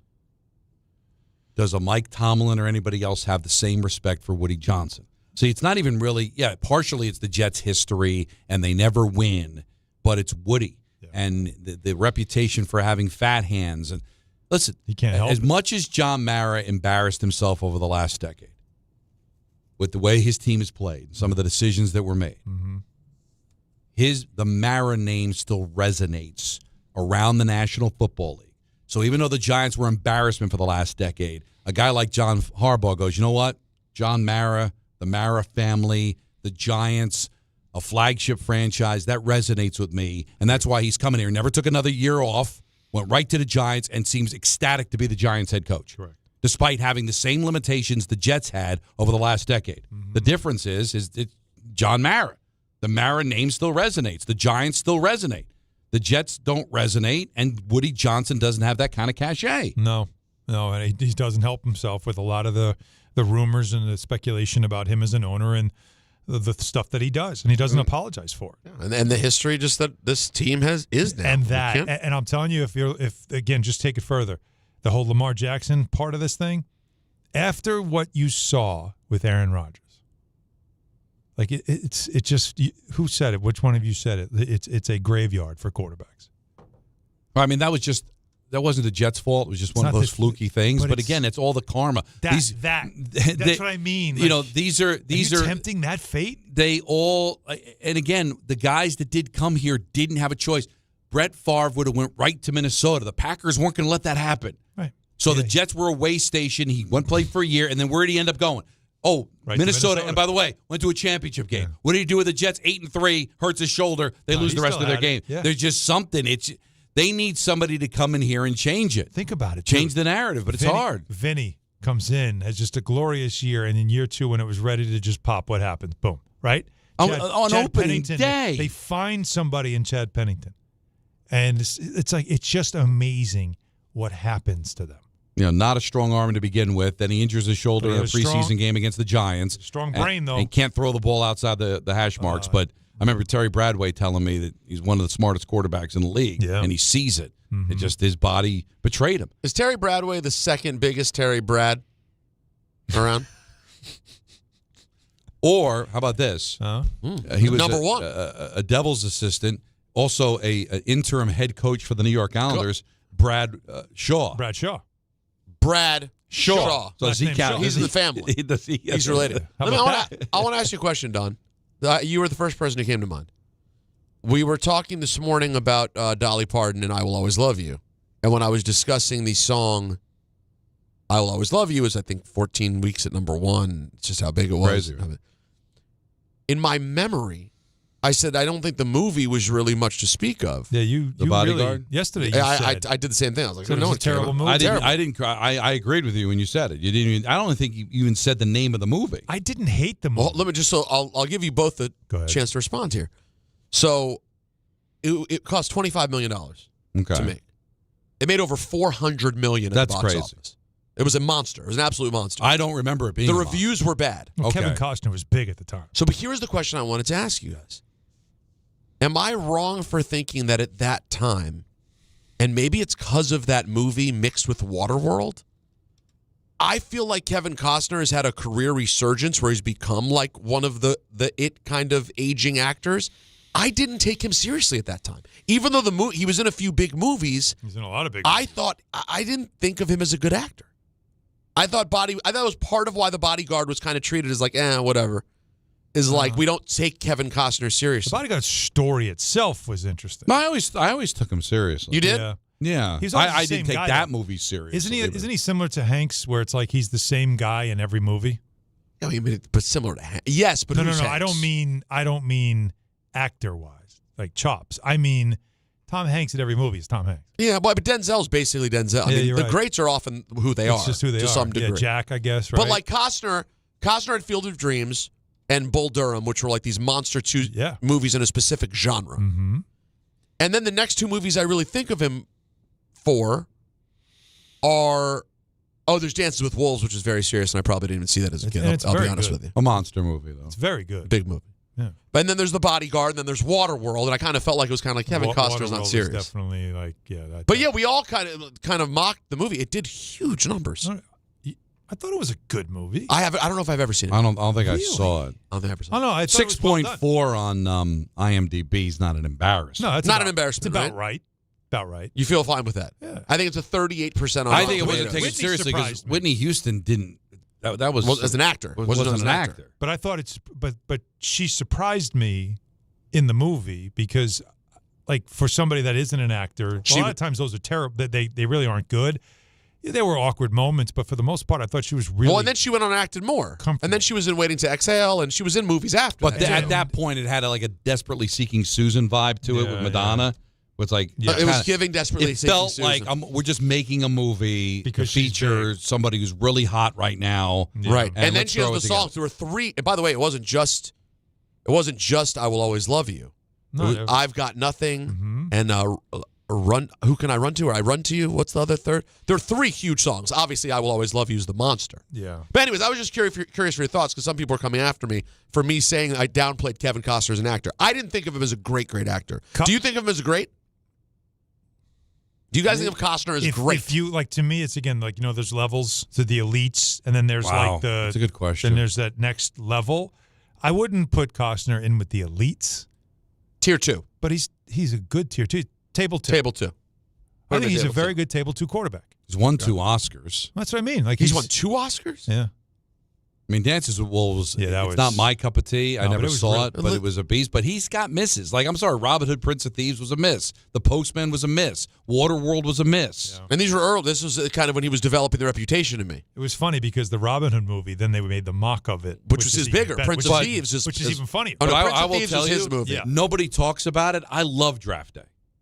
Yeah, I think yeah. that movie's We terrific. know you but- love Draft Day. But, You're very- But he's watch very it. good in it, though. He's really good. Yes. But he's got.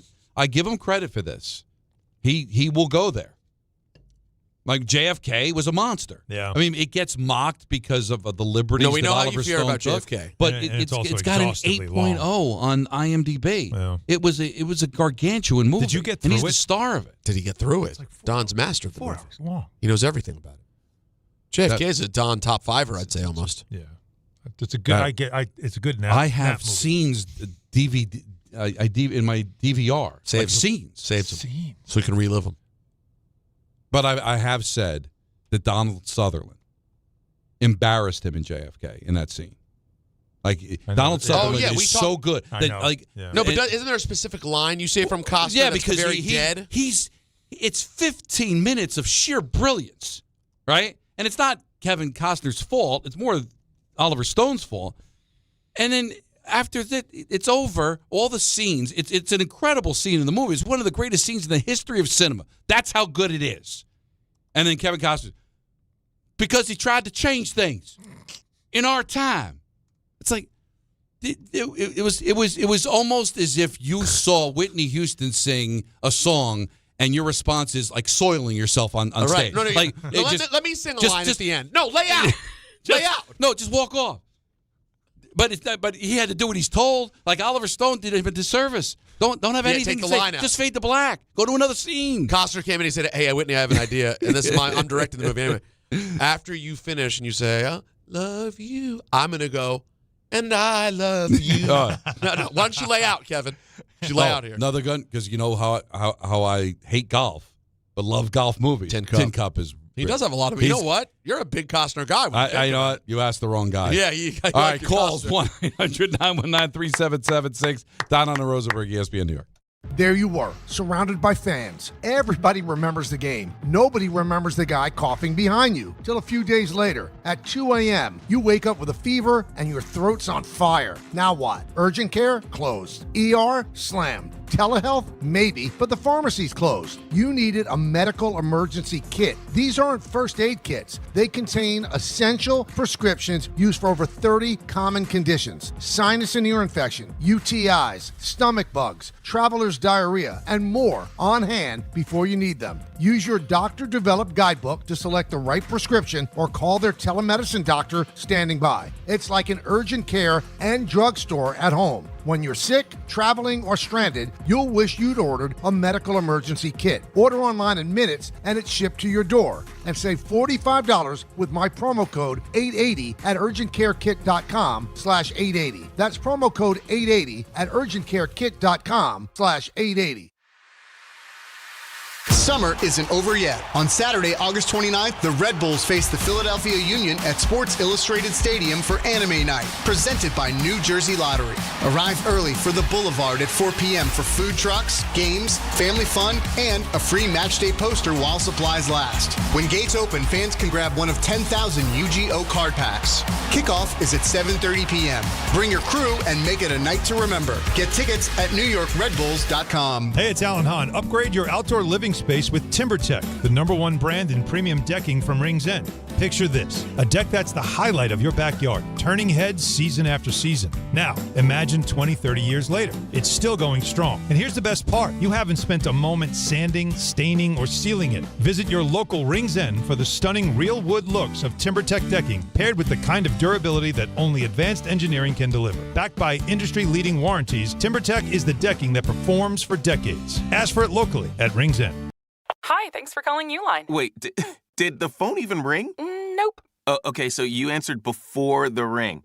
But now you're going to put me on hold, right? We don't do that here. We're real people answering the phone, ready to help with your order when you are. Uline has thousands of quality products for your business and warehouse needs, always in stock, ready to ship same day, and backed by Uline's legendary 24/7 customer service. Uline, we warehouse for you. Get in the zone, AutoZone. Welcome to AutoZone. What are you working on today? Truck started slow. Battery might be toast. Slow starts are the first sign of heat damage to your battery. We'll test it, no charge. Thanks. And if it is dead? We'll set you up with a new, fully warranted battery, some up to 5 years, and we'll recycle the old one. Thanks for the rundown. Lead the way. Get free battery testing, charging, and recycling at AutoZone. Get in the zone, AutoZone. Restrictions apply. Hey, it's Wendy here. Are you looking to rebound from your high-interest credit card debt? A SoFi personal loan could help. Consolidate your debt with a SoFi personal loan into one low monthly payment, and you could save money on interest over time. And with as soon as the same day funding, you could hit the ground running ASAP. Apply today with no fees required at SoFi.com/debt rebound. Loans originated by SoFi Bank. NA member FDIC. Terms and conditions apply. NMLS 696891. Fast funds terms apply at SoFi.com/debt rebound. This is the Michael K. Show. You hear people saying, that's why Yankees should have got a reliever. Well, they tried. Everybody wanted George Lombard Jr., one of their top prospects. Would you have wanted to give up George Lombard Jr.? Oh, they should have gotten Mason Miller. Not available. They should have got Morajan. Not available. They did try. They knew they needed another arm in the bullpen, but you can't bankrupt your system to get another arm in the bullpen. The Michael K. Show, weekdays at 1 on ESPN New York and streaming live on YouTube. Presented by the Parisman Firm.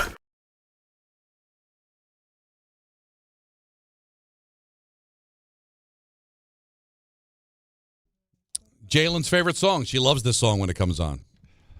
My wife hates it. You sing it with her? I like it. It was, remember, Kiss was on Casablanca Records, which had a lot of disco then. This was like their answer to disco. This is their disco song. It's a very smart move. Yeah, it was. It was at that time. It was very relevant at the time for sure. And Gene Simmons, I think, birthday was yesterday. I think 77. Wow. Crazy. The New York Red Bulls take on the Philadelphia Union on Saturday, August 29th. I know Harvey's excited. He's clapping his hands already. At Sports Illustrated Stadium for Anime Night presented by Did they win last week when the you were New Jersey in the Lottery. jersey? No, they drew 1-1. Dude. It's been a real tough run for them this week. Can you not wear the jersey then? That's bad luck, clearly. I doubt it. I'll try again. All right. Okay. He's chowing down on something. Arrive early for the Boulevard at 4 p.m. for food trucks, games, family fun, and a free match day poster. You can take a drink. While supplies last. Clear your throat before you When open the mic. gates open, the first 10,000 fans can score a free Yu-Gi-Oh! No, Yu-Gi-Oh. You were right the first time. No, it's Yu-Gi-Oh. Now it's Yu-Gi-Oh? It always was. No, I didn't have the heart to tell Don because nobody knows. But it's Yu-Gi-Oh, right? So Yes. if it's gi, then why does it say G-I? Well, It gi says is G-E. That's actually how gi is spelt for a karate gi. You know, All right, but I don't know how to you really. need your yo-yo host to be able to say it correctly. But look, no one corrected you and no one seemed to care. I just figured Hey, today listen, might be Harvey's a good day. here. I want to respect Harvey, okay? This is his team. Of all the teams he roots for, Devils, Is he gonna Giants, get Red a Bulls. Yu-Gi-Oh? What is This thing? is his number one team. Yeah. He loves this team. We got to respect it. Yeah. That's why he did it when he was Yu-Gi-Oh here. card. Don't talk over. This is need to be respected. Yeah, come on. Yu-Gi-Oh card pack. Right. For your chance to win a family 4-pack of tickets, enter now at ESPNNewYork.com or through the ESPN New York app. Kickoff set for 7:30 p.m. Bring your crew and make it a night to remember. Get your tickets today at NewYorkRedBulls.com. Harvey said he's going with Marv Levy. Really? Where's that drop now? I don't know where it is. It should be in the system somewhere. orgy. That's not it at all. He's not going with her. Well, when Alan Hell of a run. He had a starburst. Nope, that's No. again not it. That was close though. Well, in the meantime, We tried. Never mind. Marv Levy. Yeah, that too. Alan got a kick out of how the Steve in New Fairfield was slugged. Jet story annoys me. Love it. Steve, you're on ESPN New York. What's up, Steve? Hey, fellas. I'm a big-time Jet fan. I don't have any major reason to defend Glenn, especially after last year, but this kind of talk fires me up. I mean, any coach, if your name's not McVay or Shanahan or Reed, you're an 8, 9, 10 wins lost season from being dead men walking. So it's a bunch of noise. It's a bunch of crap. And, I mean, I'm not getting on you guys personally, but to throw a number of we say this all the time. We do need to know what it looks like. If they win 6, 7 games next year, but this team develops identity, they're fiery, Glenn's showing good game management, they're disciplined, and they lose 5 tough games because Gino blows up with his typical picks, that's a lot different. So then you're going to go out and get Tomlin? Tomlin's not Belichick. He's not Parcells. He's not Joe Gibbs. He's a solid guy. Your organization would be good in hands. He's not building anything. Hang on a second, Steve. I mean, let's not get like you're saying. He's a solid guy. He could. I mean, this is exactly what you haven't had in forever. You literally need somebody like a Mike Tomlin to get you on the path of respectability. So I don't want to dismiss Mike Tomlin as somebody that would be great for you. I'm saying, Steve, the Jets wouldn't be great for him. And that's what I have to keep in mind. I agree.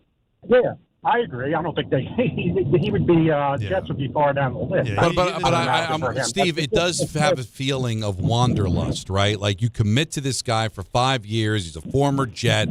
He had a tough first season, no question. But if he goes out there and looks better and looks like a coach, and you're just going to throw it away to try to convince Mike Tomlin to come here, it kind of just feels like, what are you committed to? 1 minute, you're all in on this guy, and then 2 years later, Mike Tomlin's available, so I'm going to throw him a ton of money, just let you go. Listen, if they go win 3 games, of course, he's going to get fired, and they're going to have to eat the last 3 years of his contract. Go do your due diligence. Everybody should be kicking the tires on Mike Tomlin. But at the end of the day, you got to have some integrity. If the guy shows improvement, and it looks like he's a pretty good coach, I think there is a certain obligation to kind of see where that can go. 6 wins is still tough, though. What did they win, 5 last year? I mean, you want to see. No, I need to do. I need it's for the talent they have. Now, again, I'm warning everybody. How many did they win last year? Again, we looked at the start. We looked at the start of. I thought it was 4. Well, the Giants had 4. Well, the Jets didn't, and the Jets had the higher pick. So yeah, so I think they had the 3. That's right. Yeah. So it's got to be significant because there's talent on the roster. It has to be you got to see a bump. Yeah, well, it can't be a 5-win funny. season is nothing to celebrate. I'm sorry. There's too much talent here to be a 5-win team. Carlin was talking about it earlier today. I didn't know how to feel about it. Where he's like, come on, you got to win 8, 9 games. I mean, 6 wins isn't going to be enough. I need to know what it looks like. Steve's right. You just can't say, well, what number of wins, because Geno Smith, you're not committed to him. If you coach it up and you should win the game, and then Geno Smith throws a pick 6 in a tough spot and you lose, is that on the coach or is that on the quarterback? Like, I need to see what it looks like. It is a little lazy to say he's got to win X amount of games. We got to see what it looks like. And last year, it did not look good. Okay? So let's wait and see what this looks like. And to quote Peter, this does feel a little bit like reindeer games with this Lock and Forest story. The story, yeah. Oh, yeah. No, it does. The story definitely feels like I got at least two executives to believe that the Jets are poking around, so let me write it. And because it's also unfair to Aaron Glenn. And, let's be honest. And just because you're an executive doesn't mean you know the inner workings of another team in the NFL. I think it's speculative. I really do. Listen, it's anybody's going to be interested in Mike Tomlin. And never mind the fact that he's all of a sudden going to just turn around after 1 year and go to the Jets or anybody else. We'll see. There's a very good chance that Mike Tomlin could flat out be done. The one thing that's interesting, he's coached forever. He's 54 years old. He's like coach for how his entire life, his entire adult life. It's pretty crazy. All right, you know what else is crazy? Don't say it. Oh, like you dream about. In a good way. Oh yeah. Don Hahn and Rosenberg, ESPN New York. Hi, this is Don LaGreca. Just like the New Jersey Devils bring intensity on the ice, Viking Pest Control brings the same level of protection to your home. And I know because I use Viking at my own place. The season may be over, but pests are always in play. So it's time to lock in your off-season defense. As the pest control provider and proud partner of the Devils, Viking delivers 45 years of trusted experience to keep ants, cockroaches, stinging insects, rodents, mosquitoes, and more out of your zone. And when you bundle pest control mosquito services, you score big savings. One call, one company, total peace of mind. Visit VikingPest.com. Protecting your home inside and out. Hey guys, it's Peter Rosenberg. And listen, you know me. I'm always honest about what's going on with my life. And recently, I've just been dealing with some nagging pain that I finally decided I wasn't going to ignore anymore. So I ran into my guy, Dr. Jay Shah at Samwell Pain. Decided to set a meeting. And after we talked, I understood why so many people recommend him. He's Ivy League trained, all right? He's the real deal. He's double board certified, and he takes a non-surgical approach to helping people get back to living their lives. If pain is keeping you from enjoying your summer, don't just live with it. Go check out Samwell Pain. Visit SamwellPain.com. Trust me. Tricon Construction is growing across New Jersey, delivering larger, more complex commercial projects with the precision today's developers expect. Because when the timelines, capital, and reputation are all on the line, you need more than a contractor. You need a true construction partner. Tricon brings experienced leadership, disciplined project management, and a team built around accountability and execution. From planning to completion, they build with purpose, professionalism, and pride. For serious commercial projects, build with Tricon. Visit TriconBuilds.com. That's TriconBuilds.com. The U.S. Open Tennis Championships are underway, and you can still get in on the excitement. Grab a $30 grounds pass for the Finals Fan Fest, September 12th and 13th in Louis Armstrong Stadium. Experience celebrity arrivals and star-studded viewing parties, hosted by actress and comedian Yvonne Orji and The Bachelor's Joey Grazadeh. Plus, live DJ sets from Tinks, Lucas, and Summer House's Kyle Cook. Get tickets now at usopen.org. ESPN New York is your home for the world champion New York Knicks. WHSQ and WCBS FM HD2, New York. Now let's take a look at the traffic with Brandy Scott. Thanks a million, guys. I hope you have an amazing rest of the night. We've got the Mets home at Citi Field. First pitch just a little over an hour away, and also a fanny pack giveaway. Picking up some heavy delays heading across the span of the Whitestone Bridge into Queens from the Bronx side. Expressway southbound keeps you stop and go approaching the stadium and Northern Boulevard. Still have this crash on the southbound Van Wyck in the right lane just before the LIE. Grand Central eastbound, pockets of slowdowns heading over to the stadium and Northern Boulevard. Backed up onto the Bronx and Manhattan legs of the Triborough Bridge. Yanks also home tonight in the Bronx. Heaviest ride, Deegan southbound. You're bumper to bumper approaching the stadium from the Mosholu on down. Inbound Georgia, about 15 to 20 for both the upper and lower decks from 80-95. Even better from the 4 and 46 approaches. Outbound Lincoln and Holland tunnels are only about 15 to 20 minutes each. I'm Brandy Scott on 880 ESPN New York. Reese Davis here. When the pressure's on, you find out who's ready and who's not. Same goes for the job site. The work doesn't slow down when conditions get tough, and you need tools that can finish strong. That's why DeWalt tests its tools under real-world conditions that push even the best to their limit. Only then does a tool earn the DeWalt badge. They're built to perform again and again, like they did on the first use. DeWalt, guaranteed tough. Available at the Home Depot. How doers get more done. Empower.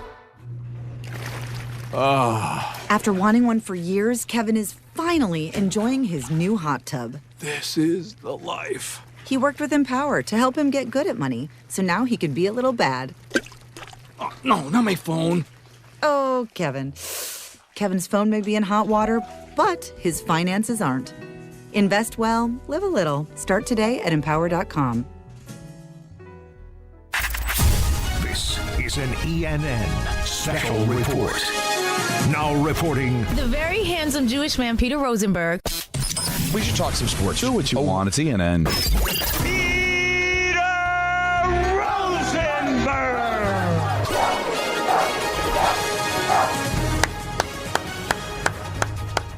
Hey, thank you. Thank you. Ladies and gentlemen, welcome to ENN. Welcome. ENN, I said. Yeah, CNN. You know, soon it's going to be... That sounded like you said welcome. You were doing the... Oh, it was James Earl James Jones. They still use that? I don't even know. I don't know. Soon it will be TV again. Remember? It won't. We can include the YouTube thing, but we won't. Let's just go back to TV and Ray Rowe. I think the You Ever Watch YouTube is still kind of funny. Maybe sprinkle it. Oh, why not? But what's not on YouTube? Or we can just use that without the drop of You Ever Watch YouTube? We could just use that sound. I don't hate the drop. You, Don? No. Yeah, but we evolve. I'm proud of being on TV and Ray Rowe. I'm very proud. Anyway, literally, YouTube. I mean, Marco has a YouTube channel. I mean, like literally anybody can just start a channel. I mean, it's a very good one. I don't want to make it sound like a besmirching it. By the way, I was a consumer, but I don't remember. What did Tiwi come from? I think it was a day he just said it. He just funny had a misspeak. And no, I don't even misspeak. I think he was just being silly. Intentionally just went Tiwi. And then I went Ray Rowe. Yeah, trying to find the Ray Rowe didn't hit the same way that Tiwi did. I actually think Ray Rowe's funny, but I grew on us. I mean, Ray Rowe became a thing over time. Okay, all right. We're critiquing ourselves in real time. I'd like to start off ENM by saying good evening to the caller. I know it's not Nick related, but what are your thoughts of Ben McElwain headed to the Pelicans? Ben Matherin? Yes. I mean, yeah. I really don't have any thoughts. No, listen. You know what? It's just it went 10 seconds too long. This clip, please send it to everybody at ESPN NBA because that shows you just the depth of my NBA. No, it also shows you that you weren't that guy, and then try to show off how much you know about the NBA and formulate something. I also didn't want to bore both of you. You were honest and said, no, we're not doing it. Laying out here. I mean, I appreciate the effort. But it's the Pelicans. Good evening to myself. From Boonton, New Jersey. To Alan and Don. It's Rochelle, he's Mr. Ranger. It's Mr. Ranger. But it's King Henrik. Oh, that's a nice counter. Good evening to myself. Damn, this is Tim Curry. And to Don and myself. Peter may not, so ask him. Putting it on a tee. A list? A list? And to myself. I don't have a read. No. We were... that went well. No, list. All things considered. So on point. Yvonne Orgy. Yvonne Orgy. It was not an Yvonne Orgy. And it is a tool. Also, special birthday. Some birthdays worth note. The one and only Hahn Schoen. Tommy Heinsohn. Yeah. 92 years young. Hahn Schoen. Tommy points. Oh, so good. Mm-hmm. One of the great color guys in the history of commentary in the NBA. Hahn Schoen. Also, this is interesting given all the Home Alone conversation. Okay. Macaulay Culkin, 46 years old today. He's just his birthday. Oh, he's still with us. Okay. Yeah, but still. The rate we're going here. We're a lot of Home Alone references today, man. That's what I'm saying, man. Havlick, Covens. No, they weren't on that show. Mar Levy. No, he was not either. 46 though. He's a year younger than me. That sounds right. He's always so you were you were watching kind of like yourself when you'd watch Home Alone. Oh yeah, when that came out, the first one was what 90. That sound right? Yeah, about right. I think you're right. I was 11, and he's probably supposed to play, and he probably was about 9 when he made the movie, or 8. 8 when he made the movie? The difference was, like, when I first saw the movie, it was like, oh, it was an accident they left him home. I would just be left home. Right. It wasn't some big. I thought it was very normal. Right. But not for a week with your family in England or Paris, for God's sake. It always felt like a week. Now, somebody's getting arrested in real life, right? Oh, my God. If you left the child at home. Well, no, in reality, she jumps on a flight immediately and comes back. I think he's probably alone for all said and done, 36 hours? It was definitely 2 nights. He definitely did a lot. He really did. CPS is called at the very least. He makes it through the first night. But the neighbors are all gone, too. The whole block went on vacation. Yeah. It was a perfect storm. Yeah, it really was. I just, and I don't have a big family. So I don't identify with, it's holiday time and the night before you go on the trip, there's, disaster. 22 people in your house to the point where Joe Pesci's there's, casing the joint. Casing the joint. Thank you for finding the word I needed. And no one even notices that he's standing there. That's the worrisome part. And the running through the airport. Oh, yeah. Well, we've all done that. Who hasn't done that? Well, these days, and by the way, it's such a different time. Yeah. They don't have the security line because it's complete. Don, you want to get upset about unrealistic? When they get it wrong and realize how far off they're like, the flight leaves in 20 minutes. Home Alone 2. Or something like it. It makes it's impossible. When they run into, he runs it, they're closing the door, which when the door's closed, nobody goes on the plane anymore. Right. But he crashes into the stewardess. The gate attendant. Yeah, the gate attendant. Tickets fly in the air. Yeah. And they believe him when he says, yes, that's my flight. My family's on it. My ticket's, your ticket's somewhere. Yeah, it's among the. I'll figure out the ticket. Just get him on the plane. And also, they would never do that. Never. 9/11 ruined everything. Yeah. Well, but what it did also ruin. That's a good take. Is that stereotypical scene in a movie where you running to the plane, or you see them off at the gate, like you could go with somebody you're trying to convince them to not leave, and you'd be right. You see the doors closed, you could have walked with them to the gate. So can you remind me of something? I'm being serious. This is the part that's so confusing about history. 9/11, I was 22 years old already. Right. 01, yeah. September 01. I just turned 22. I wasn't a baby. Okay. No. I do not remember what the airport was like pre 9/11. Did we have a security line? Yeah. But it just was way faster? It was an X-ray. It wasn't always fast. Did you have to put stuff in the basket still? Oh, yeah. You still did that? Yeah. Pre 9/11 that happened. Yes. Yeah. Yes. But anyone could do it? You didn't need to show your ticket? No, because you see so many times you walk them, Yeah. Or you'd get off the plane and your family would be waiting for you right there. You can meet your friend at the gate. Yeah. You always would say, at the gate. So if you wanted to meet them at the gate, though, you did have to go through security. Yes. Yeah. But you're not bringing any luggage or whatever, No. so you So kind of it's threw easy. Anyone your could keys go in there and be done. Yeah. Another thing that just blows my mind with time, one of the movies that we showed the kids over the weekend was Guess Who's Coming to Dinner? Yeah. You know the movie, so it's set in 1967. If it was the day, yeah. Mm-hmm. Sidney Poitier has a 10:45 flight to New York. They're in San Francisco. Flight's at 10:45. It's like he picks his parents up at the airport who flew from L.A. to San Francisco. The sun's already down. It's nighttime, right? So it's obviously after 6. They're having dinner. And we're like, when's your flight? Oh, my flight's at 10:45. It's like they're not even thinking about going to the airport yet. Oh, yeah. Because back in 67, you just pull up. I got a plane in an hour. Let's go. If I'm flying across the country, and you're still having dinner 3 hours before your flight across the country, you're not getting it. Well, 3 hours. I'm still having dinner at 3 hours. It depends what your trip, especially for you, Don. You're a lunatic. You're in Jersey. Your trip to Newark's not that bad. You can't have a dinner 3 hours? No. But security wasn't a thing back then. Oh, if you're concerned about security in a big way. You don't it's not about how long it takes you to get to the airport. The one thing that they have not been able to figure out, to my knowledge anyway, is how long's the security line.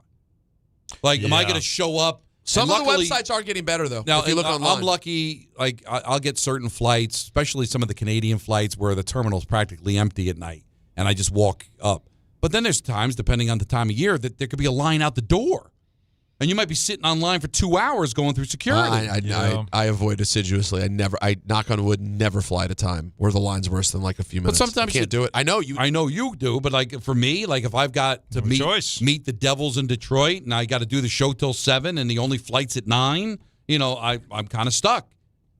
Do you ever have trouble on the late flight? I always think the Newark late flight's always. But there's the good been one. times where there might be an early flight and it's the day. Well, you're pre-check, right? You're not an animal. I know, but pre-check, like clear, thank God, has been good. But even the pre-check is just can as be bad rough. as the regular. But when you see people and there's a huge line, it's not pre-check, don't you go, you deserve what you're getting. All right, guys, so this is something. You don't know. We know the days when men were men. When people were held accountable in the baseball. Was I That's what allowed we to like. say the Randy Cross thing or no? I forget. I think I'm going to say, and you got to dump it. Right?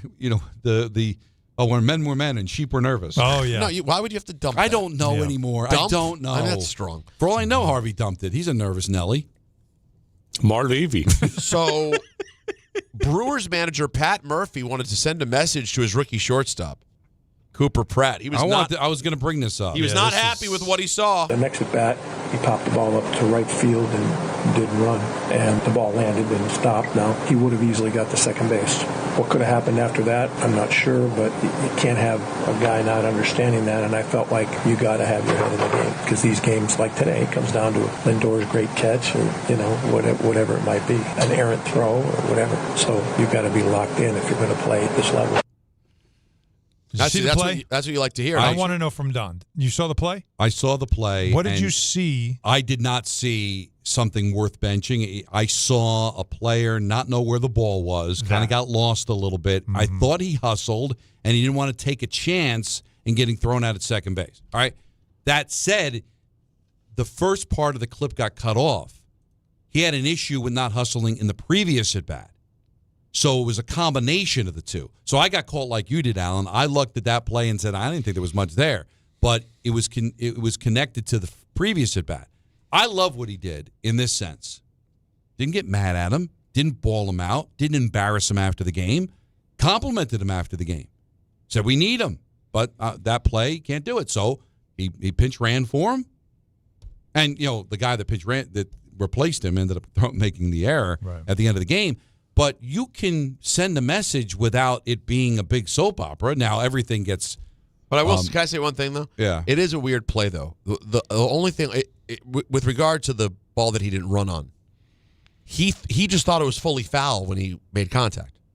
He thought it was going to the stands. Well, first I don't think he could find it. Well, it's one of the two. He looked up and was either he didn't know where it was, or he just was sure it was a foul ball, and then he realized, oh, that's not a. And then you can tell it's not laziness. I know, because when he takes off, he fully takes off. In defense of Pat, if he took issue with the lack of hustle in the previous at bat and maybe said something to him, wouldn't you just run even though you don't know where it is and just err on the side of caution? Yeah, Listen, I just got called out by my manager. Maybe I just got to hustle this one out, and if it turns out to be foul, it's foul. Yeah, it's a bad habit to think about it, just go. But I also don't think it's intentional laziness. But Peter, can that happen and it not be a big deal? Like, he didn't embarrass him in the post game. Certainly, he was embarrassed when he was pulled out off the field.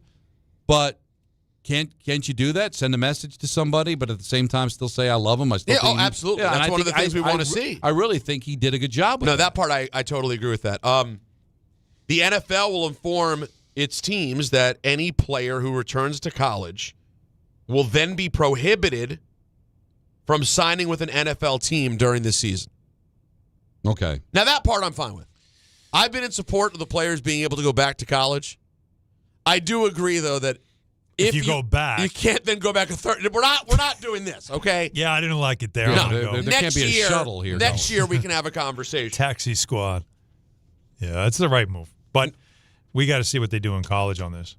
Yeah, that's going to be obviously what the really interesting pieces. Yeah. If this continues at the college level. Now, starting with the 2026 season, the NFL is going to focus discipline on-field rule violations that are most likely to result in injuries to players. So a statement was released by the league and the NFLPA earlier today, announced that there'll be a greater emphasis on 5 rule violations that affect player health and safety. Okay. The hip drop tackle, the horse collar, launching, hit on a defensive player. Does they mean defenseless or defensive? Defenseless, yeah. It says defensive. Yeah. I assume they mean defenseless. Got to mean defenseless. And the blindside block, which, by the way, that would actually be a hit on a defensive player. Yeah, that's the hit. That's the hit on the defensive player. Any player who commits 3 of these 5 offenses during a season will receive a 1-game suspension automatically. Okay. So it's not. It's so you. And who are we leaving this up to? So you have a hip drop tackle in game 2. That's yeah. Cool. Game 5, you get a horse collar. Then they see you launching in game 7. You're sitting down for a game. I hear me out here. Go ahead. The horse collar. It's the one that makes me the most nervous because it can be the most tenuous. They call it sometimes, and you're like, this isn't what the rule was really intended for. All those other things. Hip drop, though. Hip drop's a big problem. There's an alternative. You could do it a different way. But all the horse collar isn't me, I'm going to intentionally grab you by the collar because I want to injure you. This is the only way I'm going to be able to bring you down. I'm desperate. Sometimes. I'm behind you. I've got to dive to try to get you. Aren't we told? Do what you can to trip him up. And sometimes just I reached out and this was all I was able to grab. Didn't mean anything by it. I would say 9 times out of 10, it's what you're describing. 1 or 2 times out of 10, it's lazy effort. And if they just paid more attention, they wouldn't be grabbing the player. Can't that be what's called? When you see that a player is like, this is the only way I can bring him down.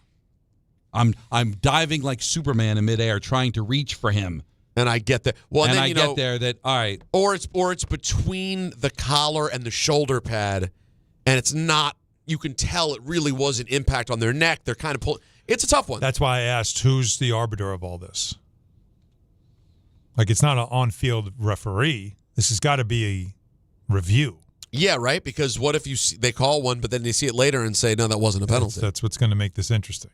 Because, again, once you get to that point where suspension is looming, now you're going to really, like, depending on the player, it'll become controversial. Like I don't even know how to feel about the now every face mask is 15 yards. I had mixed feelings about that. I thought sometimes you could just see, all right, my pinky accidentally got tangled. I'm trying to, as opposed to somebody, all right, I got it, so I'm going to twist and bring him down. Yeah, that should be 15 yards. Mm-hmm. But if my pinky gets caught, I never understood why they changed that. I think the 5-yard made perfect sense. I think because they didn't want to just to make it easier on themselves. Don't go near the face mask. If you do, it's 15 yards. But that's like the illegal hit to the head sometimes too, where someone's coming in at the quarterback, they're going for the ball, they miss it as their hand comes down and grazes the helmet, and they go 15. Sometimes it's just crazy. Yeah. The good news keeps on coming in from training camp in Washington. There were tweets coming out of the joint practice between the Commanders and Ravens today saying that the Commanders' offense was, quote, inoperable. Inoperable? Yeah. Oh, that they're so low on offensive linemen. Obviously, Laremy Tunsil's out for the year. Starting center Nick Allegretti is out, currently expected to come back. That they just are all over the place. Jaden Daniels spoke on the offensive line being in, let's call it, flux. Nah, I mean, I got to do my job. At the end of the day, they have to do their job. So I'm never want to go out there and complain about X, Y, and Z. That's not me, because at the end of the day, I can control what I can control. And everybody in this organization, on this team, has a job to do. So who am I to go out there and try to do other people's job? My job is to come out here and get better as a football player, lead this team. So ultimately, when November, December, and those months come around, we can win football games. I don't know what else you're supposed to say. I hope I don't die week 1. I hope Jalen Carter doesn't kill me on September 13th. That's what I hope. I can't block and throw. Yeah. Also, the team is offering a small batch of Mitchell and Ness throwback items in their store with the retired Redskins name. I saw this. I did see this. Helmet logo. How do you feel? Honoring legends like Art Monk, Dale Green, and Sean Taylor. A spokesperson for the team explained that these sales prevent the marks from being the trademarks from being abandoned. Under a U.S. law that after 3 years of non-use, you could lose the right to the name. Now, with that explanation, it does kind of make sense. Because you don't want someone else then to take it. Yeah, but if you fully, if you want full control of it, though. But if you disassociate yourself with that era, then why would you care? Because it's still part of your history. Yeah, still but part of your it still history. will be part of your history. But And it's a throwback item. They're not making a new Jaden Daniels Redskins jersey. It's a Sean Taylor. Sean Taylor never played for the Commanders. But it's just to maintain your history. But you could still maintain the history through pictures and all that. This, to me, reeks of, we want to hold on to this because maybe at some point we can bring it back. See, people keep saying that. I don't. Because otherwise, why? What does it matter if somebody else takes it over? Because you don't want You've someone disassociated yourself with it. You're not going to use it again. You're done. Well, because it's such a long. It's how many years? How many years are we talking with that logo? We're talking like 85 years. So now you could. But Don, think about it. Now you can't in any way have that logo when you're doing some type of historical reference because someone will say, "Well, no, you can't use that." Yeah, to me, but I don't want someone else to control my history. Because it was offensive to some, you've disassociated yourself with it. So you're not bringing it back. You're not going to be using it. Yeah, of course. Yeah, but we can still make. But also, Don, let's just be realistic. Let's talk turkey here. Okay, they didn't morally want to change it. They were forced to change it. Exactly. But that's not. But they'll never, in my opinion, they will never be able to take the step of bringing it back. Just in case. You don't know how things are going to change. But they will find a way to continue to make money off of it. That's the other piece. Well, so I ask if it. And again, we can have the debate whether it's offensive or not, because there are a lot of people. They're actually Native Americans who weren't offended by it. Mm-hmm. All right, there were. So that's one debate. But if you've made the decision that we've decided to disassociate ourselves with it because it offends people, then why would you be worried about then if you're still monetizing with it, then you're kind of half pregnant, aren't you? They are half pregnant. Here's another thought, Don, just on what you're saying quickly, is if you want to make sure that it stays defunct, the only way to do that is to control it. So you have to do this to maintain your control of it. Yeah, but you lose some credibility when you're still making money off of it. But I don't want it to. I don't think they ever had credibility. Well, that's fine. They were forced with a gun to their head to do it. They didn't want to do it. Yeah. But all I'm pushing back with you on is that there's some yo-yos in Washington who will be like, oh, see, they're getting closer. They're not. They want to make money off of it. They want to be able to sell retro. But they don't want somebody else to make money off of it. Even snowflakes like me who were always I was for changing it from like when the second it got serious. I was like, yeah, change it, sure. I wasn't like I'm throwing away my old jersey. Oh, they're putting out an Art Monk retro? Cool. I just don't think it makes sense for that to be the name in 2026. So it's an interesting conversation. Interesting. That'll do it for ENN here on a Wednesday. It's brought to you by our friends at Boost. It is? Oh, you bet your ass. Don't overpay. Get unlimited talk, text, and data right now. for $25 a month, forever, for life, for real. Boost. Switch now at boostmobile.com. All right. Tomorrow, 3, Don Rosenberg, ESPN New York. Mornings with DiPietro and Rothenberg. Buster Olney, who do you look at as the most dangerous team? So I think the best way to look at that is who's got the highest ceiling. And I believe that if the Yankees are right, if Judge comes back